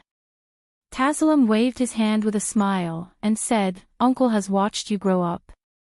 I just hope you can become the little chubby baby you used to be. I will do my best. Georgina nodded with a smile. Then let's eat as we walk. I'll bring you to the next place, Harrison said to Georgina. When he turned around, he placed a silver coin on the chopping board of the stall, and winked at Uncle Taslim, who wanted to say something. The uncle was stunned for a moment. Then, he grinned and gave Harrison a thumbs up. You eat too, Georgina said with a smile as she handed the open paper bag to Harrison. All right, thank you. Harrison picked up a little turtle casually, opened his mouth, and popped it into his mouth. He chewed and nodded. It's still the same taste. It hasn't changed after so many years. Where are we going next? Georgina looked at Harrison expectantly. You'll know in a while, Harrison said with a mysterious smile. Okay. Georgina nodded. She took another sweet biscuit and took a bite. Her smile became even brighter. At the magic potion shop. What amazing nature magic. It can actually make withered grass come back to life. Amy couldn't help but exclaim with her eyes wide open as she watched the grass in the pot that had been roasted by the fire turn green again under Anne's magic. Moreover, it grew quickly, and covered the whole pot. Not bad. You're improving very quickly. Cece looked at Anne with satisfaction. She picked up the pot and put it on the ground at the side. Ugly Duckling went forward and sniffed. It bit a tender green grass, and ate it carefully. Ugly Duckling, is it good? What's the taste? Amy squatted down, and asked curiously. Meow, Ugly Duckling nodded as it ate the grass. Amy reached out to pluck a blade of grass, and put it in her mouth to chew. She nodded, and said, It's a little sweet. If Mr. Max sees this, he'll think I'm abusing you. Cece looked at Amy with resignation. She didn't know what to say.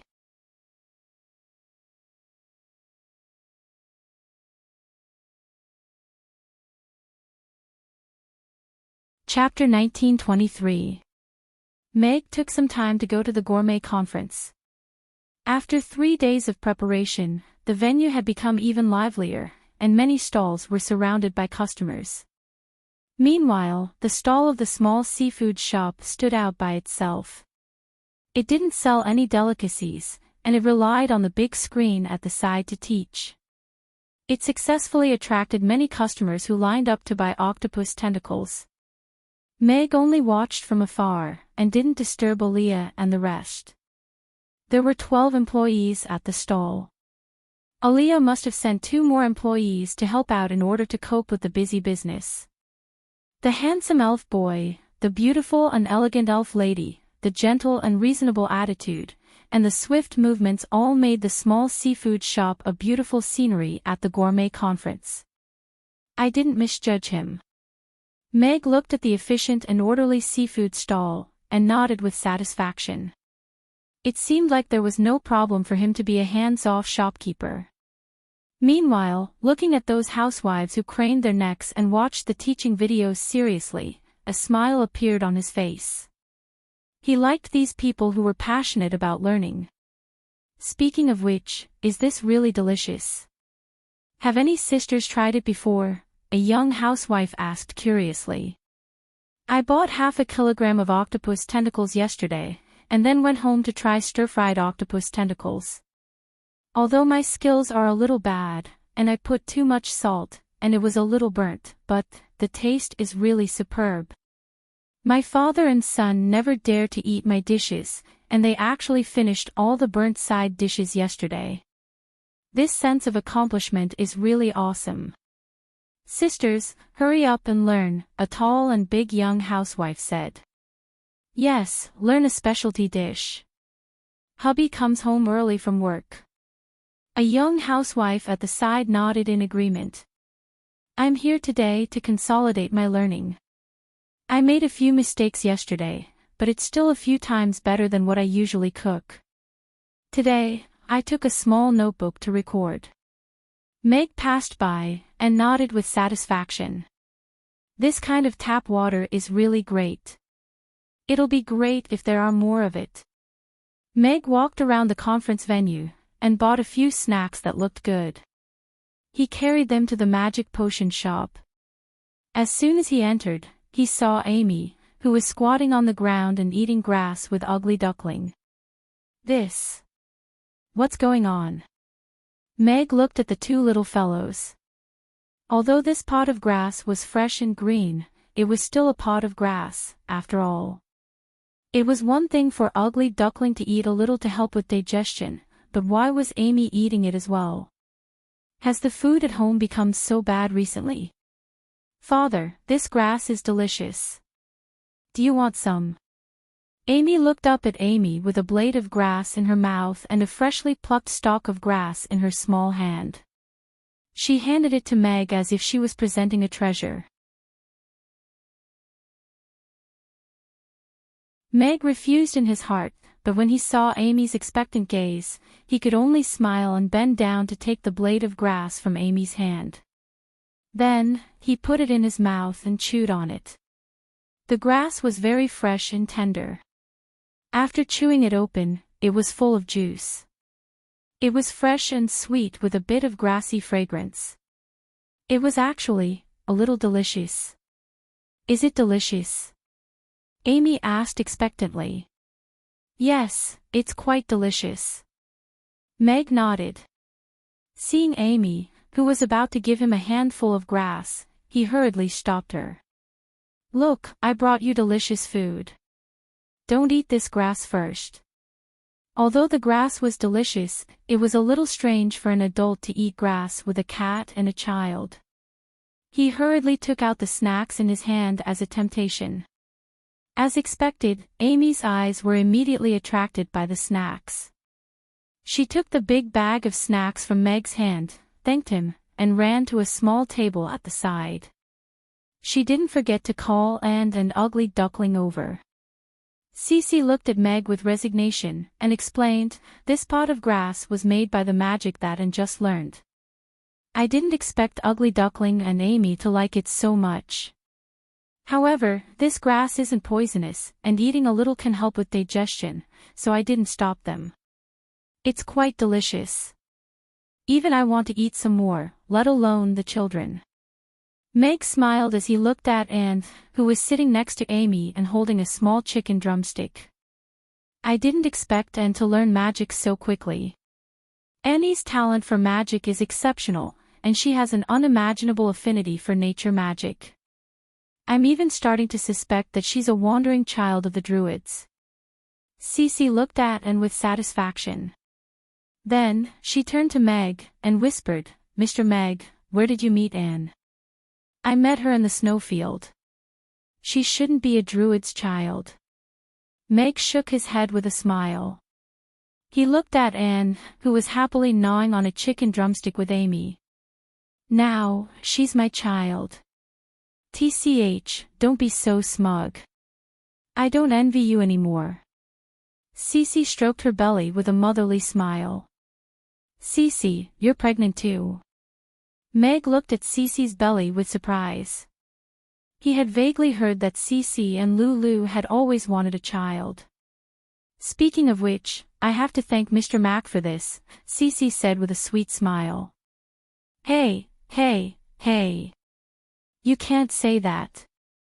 Meg quickly waved his hand as he looked at the door to see if Lulu had returned. What are you thinking?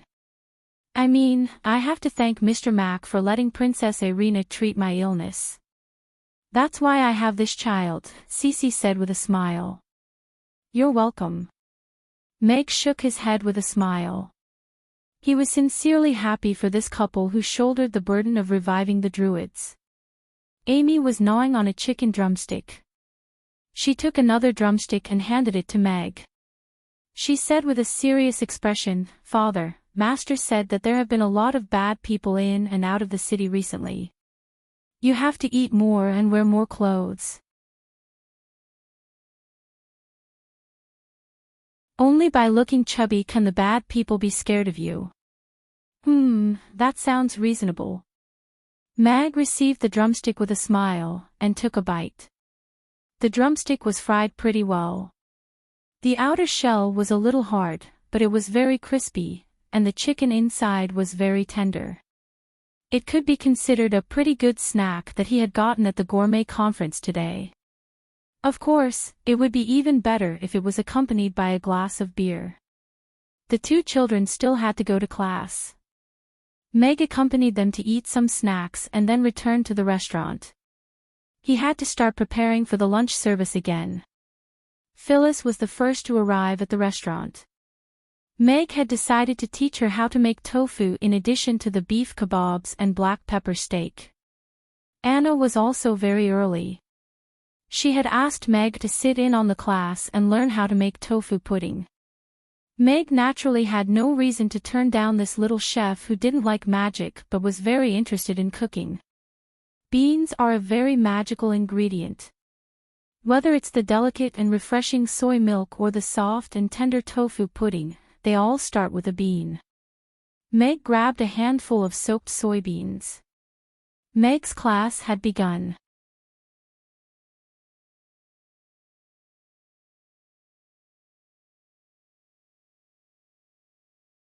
Chapter 1924. Meg had recently developed the idea of going to the outside world to take a look. Chaos City was, after all, a city with only 100 years of history. Its culinary heritage was very shallow. According to the system, in order to become the god of cookery, in addition to gaining more followers and teaching more people how to cook, he also needed to truly master the art of cooking. He needed to be able to find different ingredients in the other world and create and cook different delicacies. This was a new challenge for Meg, as well as a new journey. The restaurant was pretty good, and so were the customers. A comfortable life made him not want to leave this comfort zone.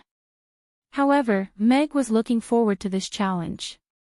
He also wanted to really understand this ancient and mysterious continent.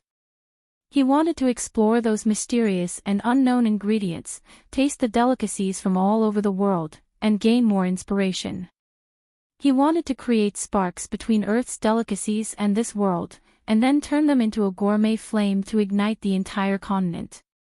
Just the thought of it made Meg feel that it would be very interesting. Of course, there was another very important reason. He needed some time to try to find the sealed grounds of the great old ones that might be scattered all over the Norland continent, and reseal them before they escaped from the seal. He was already starting to like this world, so he couldn't let anyone destroy it. However, before that, he couldn't treat the customers who were used to eating at Amy's too badly. Therefore, he needed a successor. Phyrus, who was hard-working enough, was the first choice. Under the guidance of Meg's golden finger, Phyllis improved very quickly. Meg didn't expect her to be able to learn all the dishes in a short time, but he hoped that she could learn one or two of the more representative dishes in each category.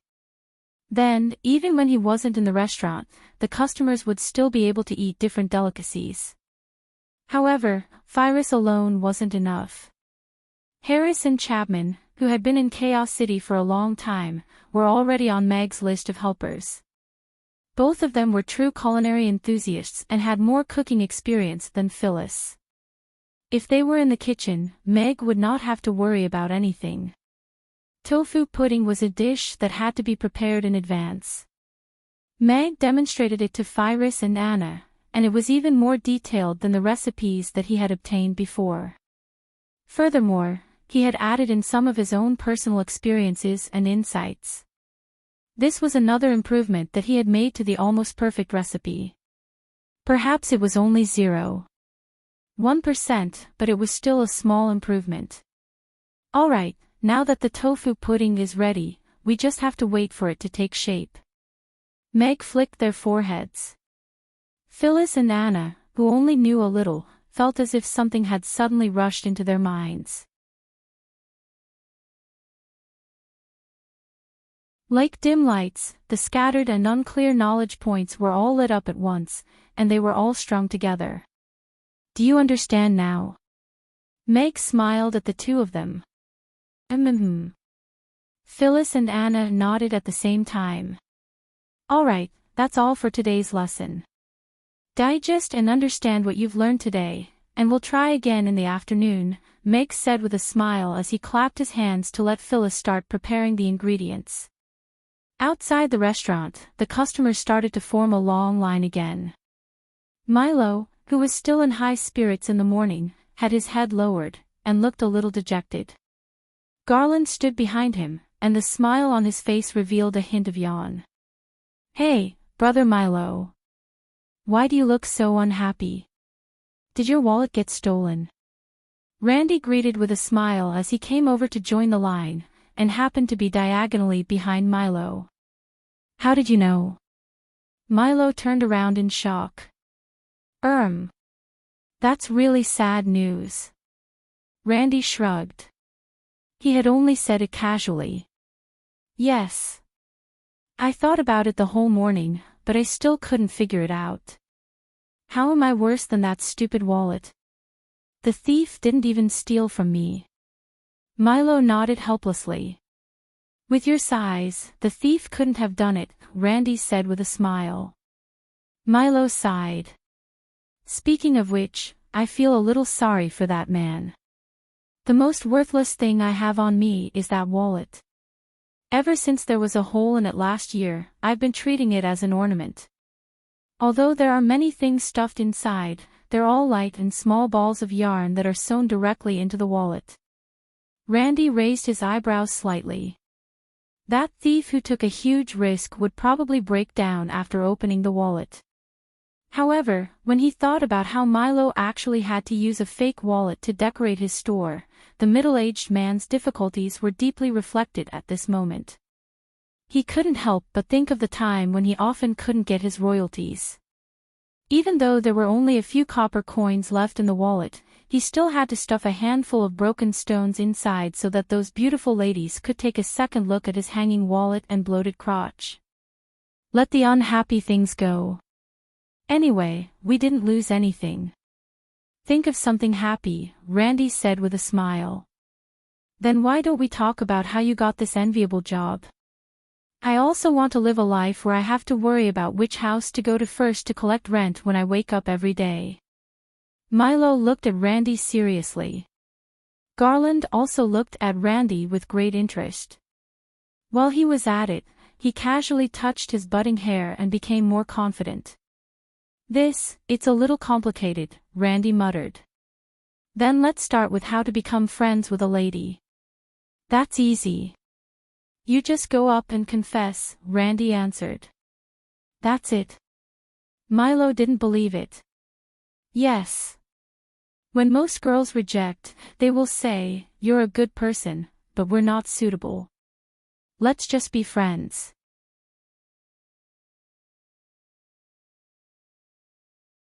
Milo nodded. You see, although we didn't confess successfully, we achieved our goal of making friends. I see. I've learned it. Milo nodded with a look of realization. Then, do you usually make friends with girls like this? Milo asked again. Randy shook his head. No, I usually don't make friends with girls. I like older ones who are sensible, live well, and not clingy. Oh. Milo didn't seem to understand, but he still nodded. TSK. Young people nowadays, you have to think carefully. Garland shook his head, looking like he couldn't continue listening. What do you think, Brother Garland? Randy asked with a smile. Great minds think alike.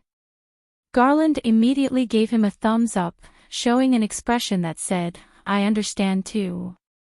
He. The two of them looked at each other and laughed.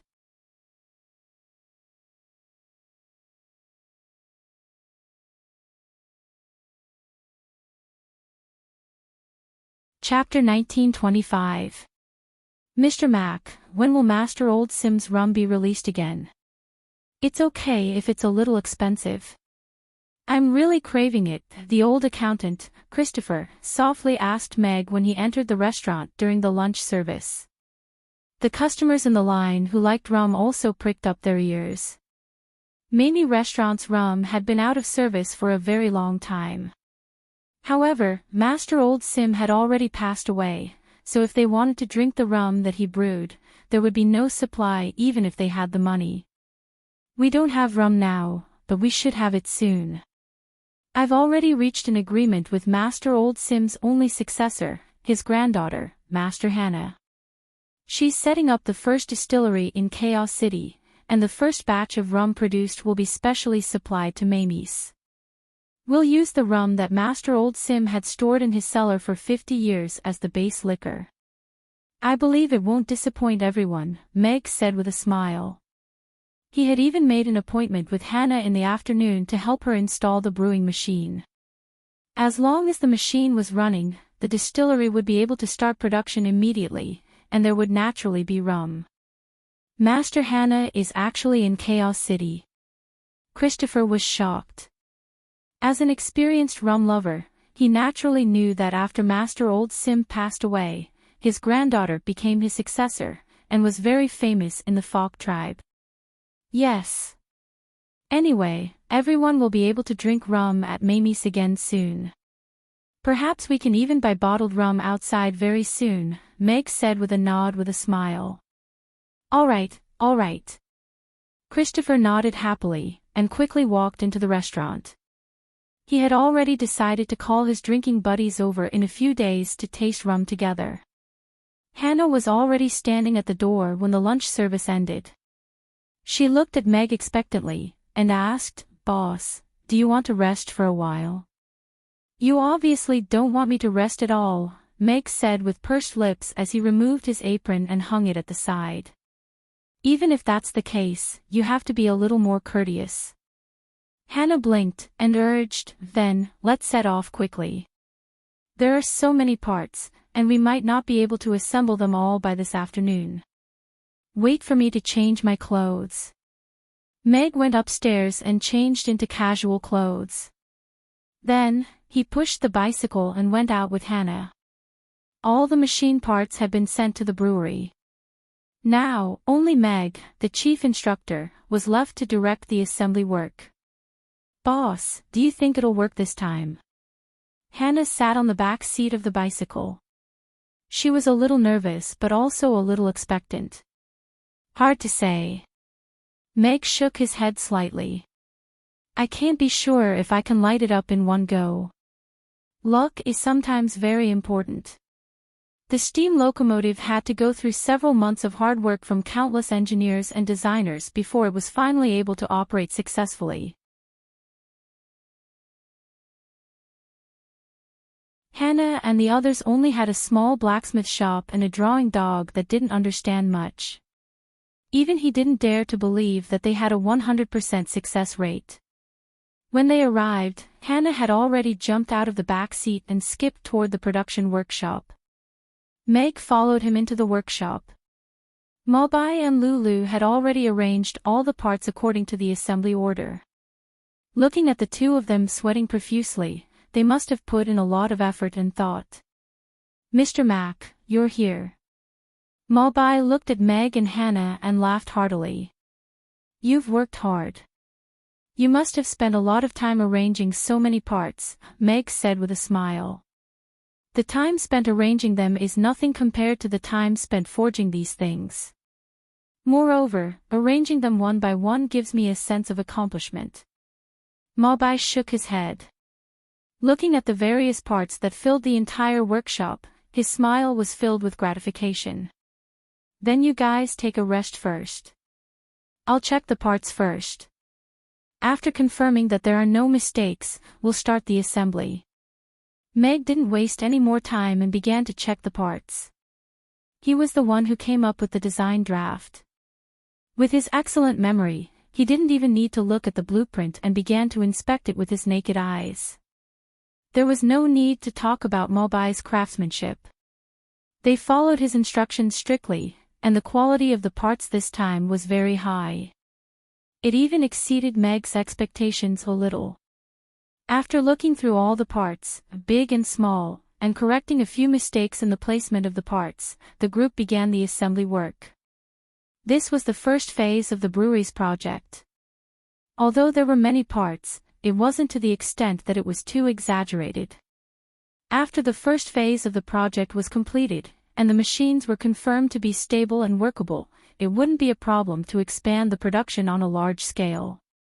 There was no need to rush things like brewing wine. The four of them didn't stop for an entire afternoon, and finally completed the assembly of all the machines. It's done. Meg looked at the crisscrossing pipes in the workshop. All kinds of complicated machines were neatly arranged, and the huge beer tanks were standing upright. It looked like a modern brewery. Wow, it's so cool. Hannah wiped the sweat off her face as she looked at the brewery that she had built with her own hands. Her eyes were shining. In comparison, the brewery that he had built in the Fok tribe was simply unbearable to look at. Mr. Mac, you're really a genius, Mobai also praised.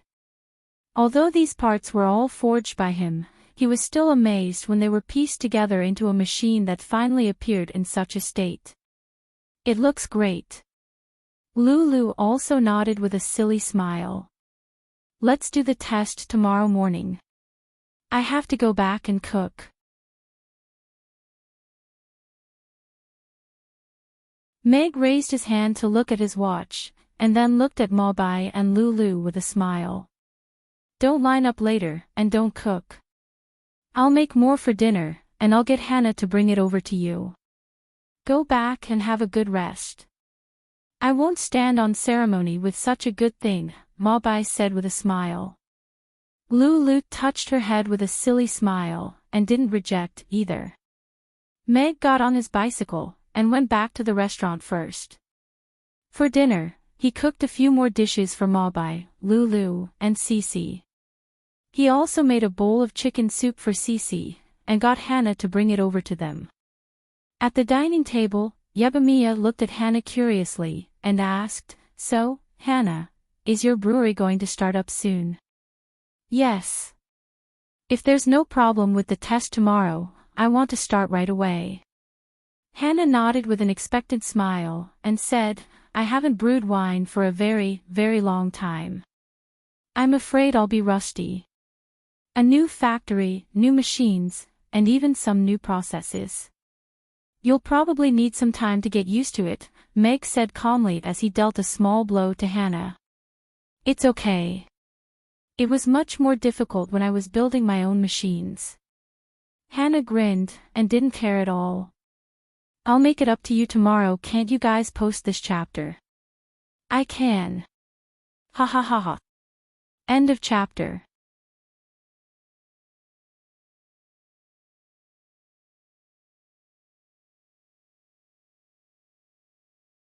Chapter 1926. In a room in a small courtyard in the city lord's castle. Your Highness, the Black Falcons are all here, a man in black said respectfully to Sean, who was sitting at the table. Sean looked at that man coldly, and said, You have only 3 days. Find that child, or die. Yes. The man replied hurriedly as his body trembled. After a while, that man said, But, Your Highness, if we do this, won't we anger Alex? I'm worried that he'll do something to you. He and I are already irreconcilable. Only by capturing his child can we truly control or kill him.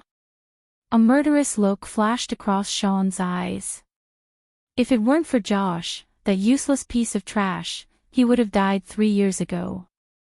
None of this would have happened. Yes. The man in black's face stiffened, and he didn't dare to say anything else. He bowed and left. Soon, in an inconspicuous dilapidated courtyard in the slums in the north of the city, a dozen or so men in black disappeared into the night. And in Chaos City, there were countless black-robed men traversing through the night like wolves searching for their targets. They had received a unified order to find a 3-year-old child, a half-elf. You have to pay. Otherwise, Amy is super fierce. Amy followed behind Anna, and spoke in an old-fashioned tone to the demons who were a little drunk. You. A demon pointed at Amy and burped. His tone was a little harsh. You're really a little cutie.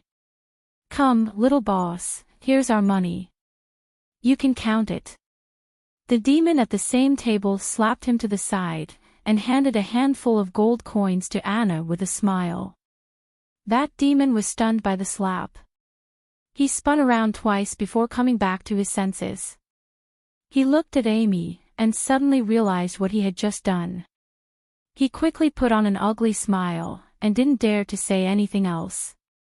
Hello, you've spent a total of 28 gold coins. That's 2 extra. Anna took out 2 gold coins, and was about to return them to that demon. There's no need for that. Little boss, you guys take the candy and eat it. We'll leave first. The 2 demons picked up their companions and left with light footsteps. What's wrong with you? Even the little boss dares to be so fierce. You scared me to death. After exiting the restaurant, the 2 demons heaved a sigh of relief and reprimanded the demon who had just spoken. I didn't see clearly. I drank too much and my brain isn't very bright. I was thinking that whoever dared to be fierce to us brothers, we should teach them a lesson. The demon scratched his head awkwardly. You'd better drink less in the future. Otherwise, we might lose the right to enter Mamie someday. That's worse than not being able to go to a brothel. The 3 demons muttered as they left, and the topic quickly turned to visiting the brothel. Hee, I earned another gold coin. Amy carefully put her gold coin into her pocket and patted her pocket to make sure it wouldn't fall out.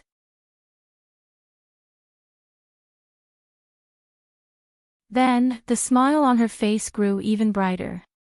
This one is yours. You have to keep it yourself. Father said that if you earn money with your own ability, it's yours. Seeing that Anna was about to put the gold coin back into the small money box, Amy quickly stopped her and helped her put the gold coin back into her pocket. But, this is already the 8th gold coin today. Isn't it too much? Anna whispered to Amy a little embarrassedly. It's okay.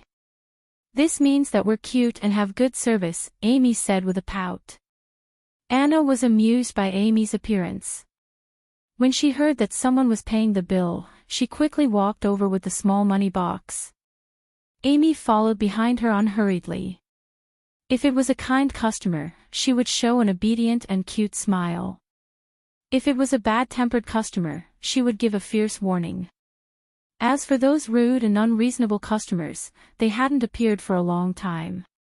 Now, most of the customers knew that Amy's had a fierce little boss who had won the Magic Caster tournament in the Roth Empire.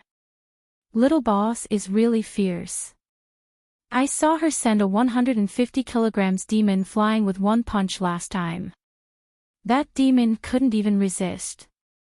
The customer at the next table paid the bill, and didn't forget to gossip on his way out.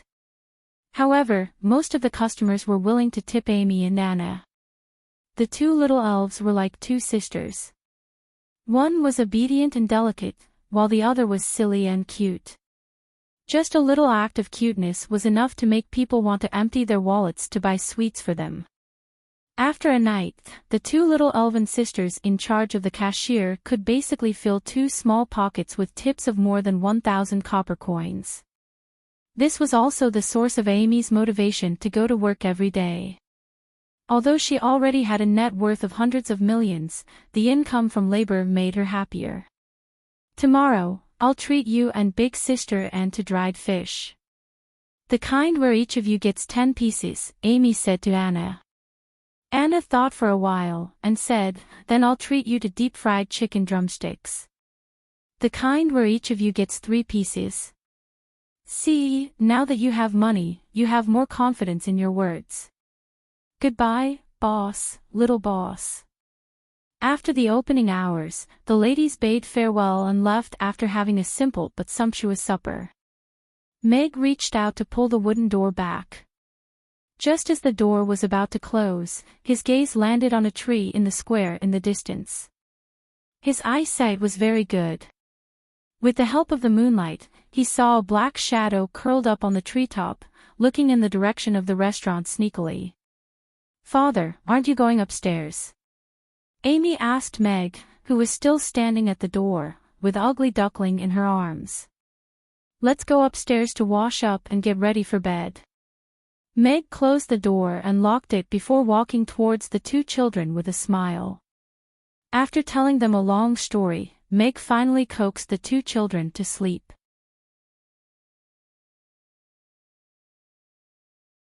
Then, he turned off the lights and went out quietly. "It seems like a few fellows have their eyes on us." As soon as Meg went out, Irina's voice sounded from behind him. "They should be Sean's men. He's got guts. But I'm a little curious. How did he find us?" Meg turned back to look at Irina, who was standing by the window, and said with a smile. "He should just be a little suspicious. Otherwise, it wouldn't be a few small shrimps following us." Irina turned back to look at Meg with an interested expression. "Do you want to exercise before bed?"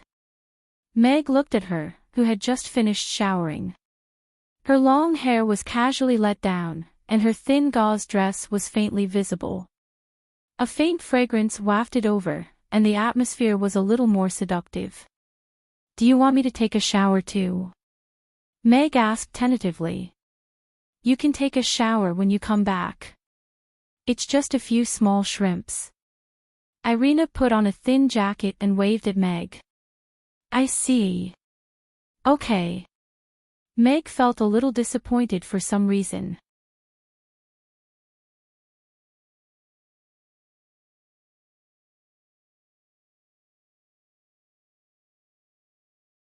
Chapter 1927. The night was getting darker. Many shops in the Aden Square had already closed for the day, and the square was completely silent.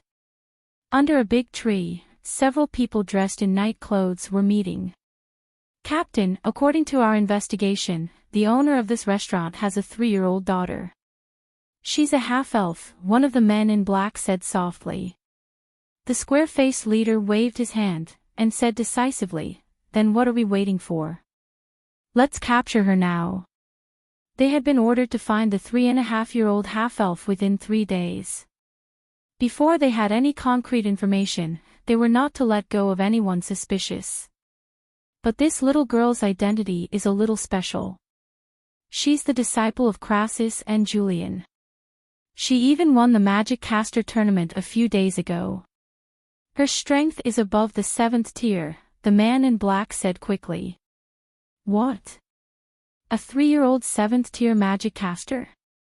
The square-faced man in black opened his eyes wide.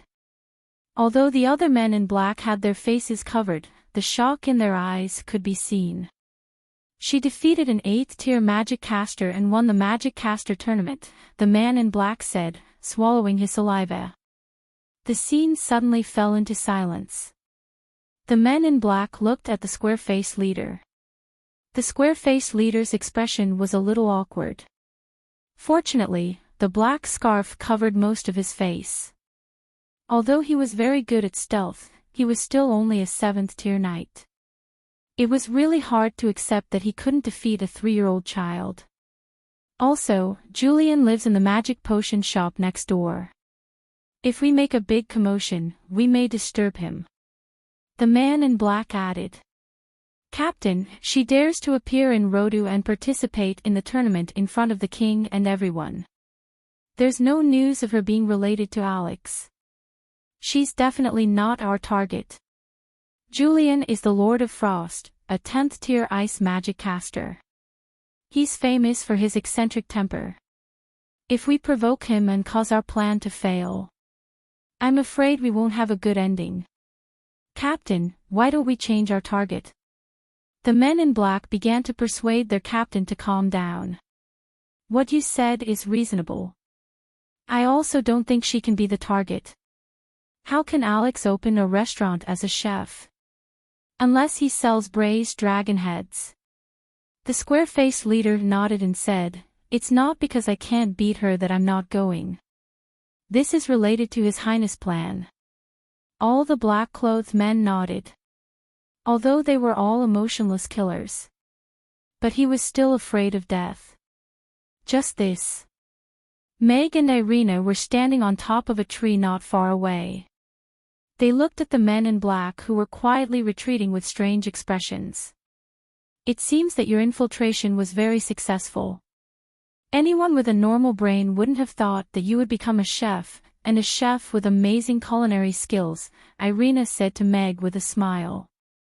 "Talent is not something that I can decide."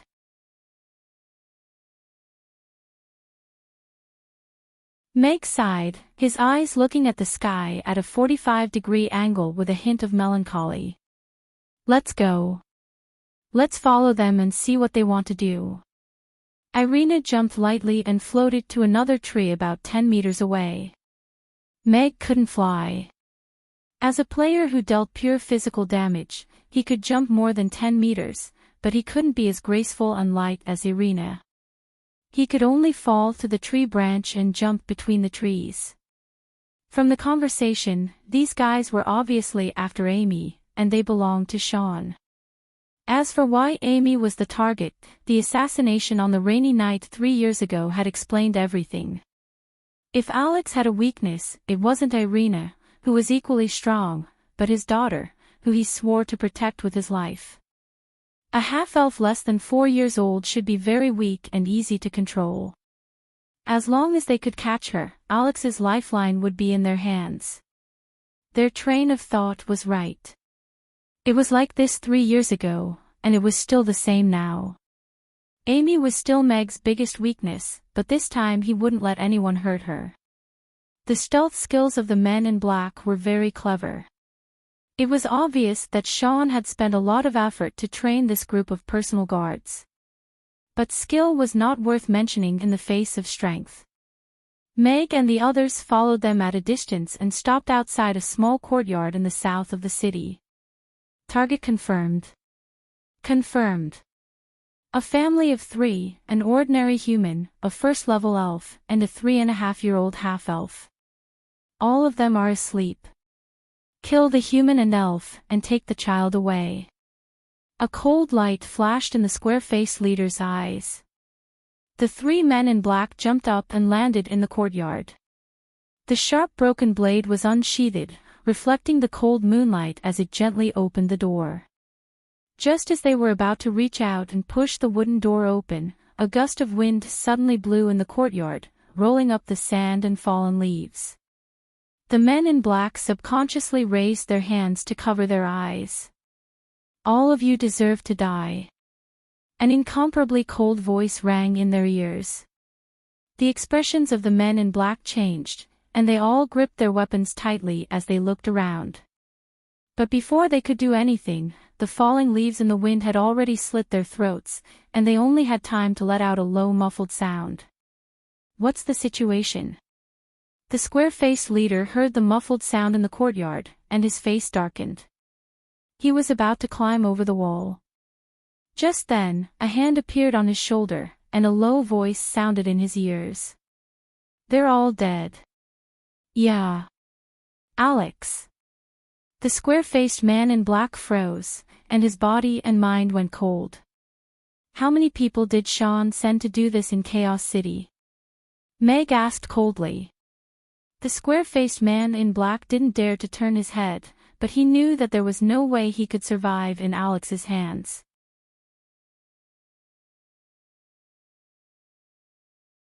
He immediately sneered, and said, "Since you're here, your daughter might already be dead. If you let me go, I can help you find her. What I want to know is where your nest is, and how many scumbags like you are in Chaos City now." Meg stepped on the square-faced man's foot. Accompanied by the sound of bones breaking and the man in black screams, the front half of his left foot had already turned into a pile of meat and bone.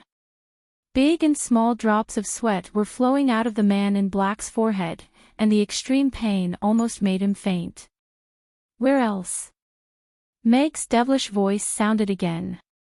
I will never, crack, crack. Meg broke his left hand into 18 pieces. Kill me. I'll tell you everything. The black-robed man finally broke down, and spilled the beans about their hideout in Chaos City. As for how many people were operating in Chaos City, that was not something he could know. I hope you didn't make up the address, or I'll make you regret being born in this world. Meg knocked out all of his teeth with a punch, and also removed the poison hidden in his teeth. He carried him with one hand, and headed north of the city with Irina, who had cleaned up the scene. You're tuning into the LoveLore Library YouTube channel. We're so grateful for your support, and don't forget to subscribe to join us on this incredible journey through captivating stories. Your generosity through donations truly makes a world of difference, as it's the primary source of revenue that allows me to expand and enhance this channel for you. Thank you from the bottom of my heart for being a part of this adventure.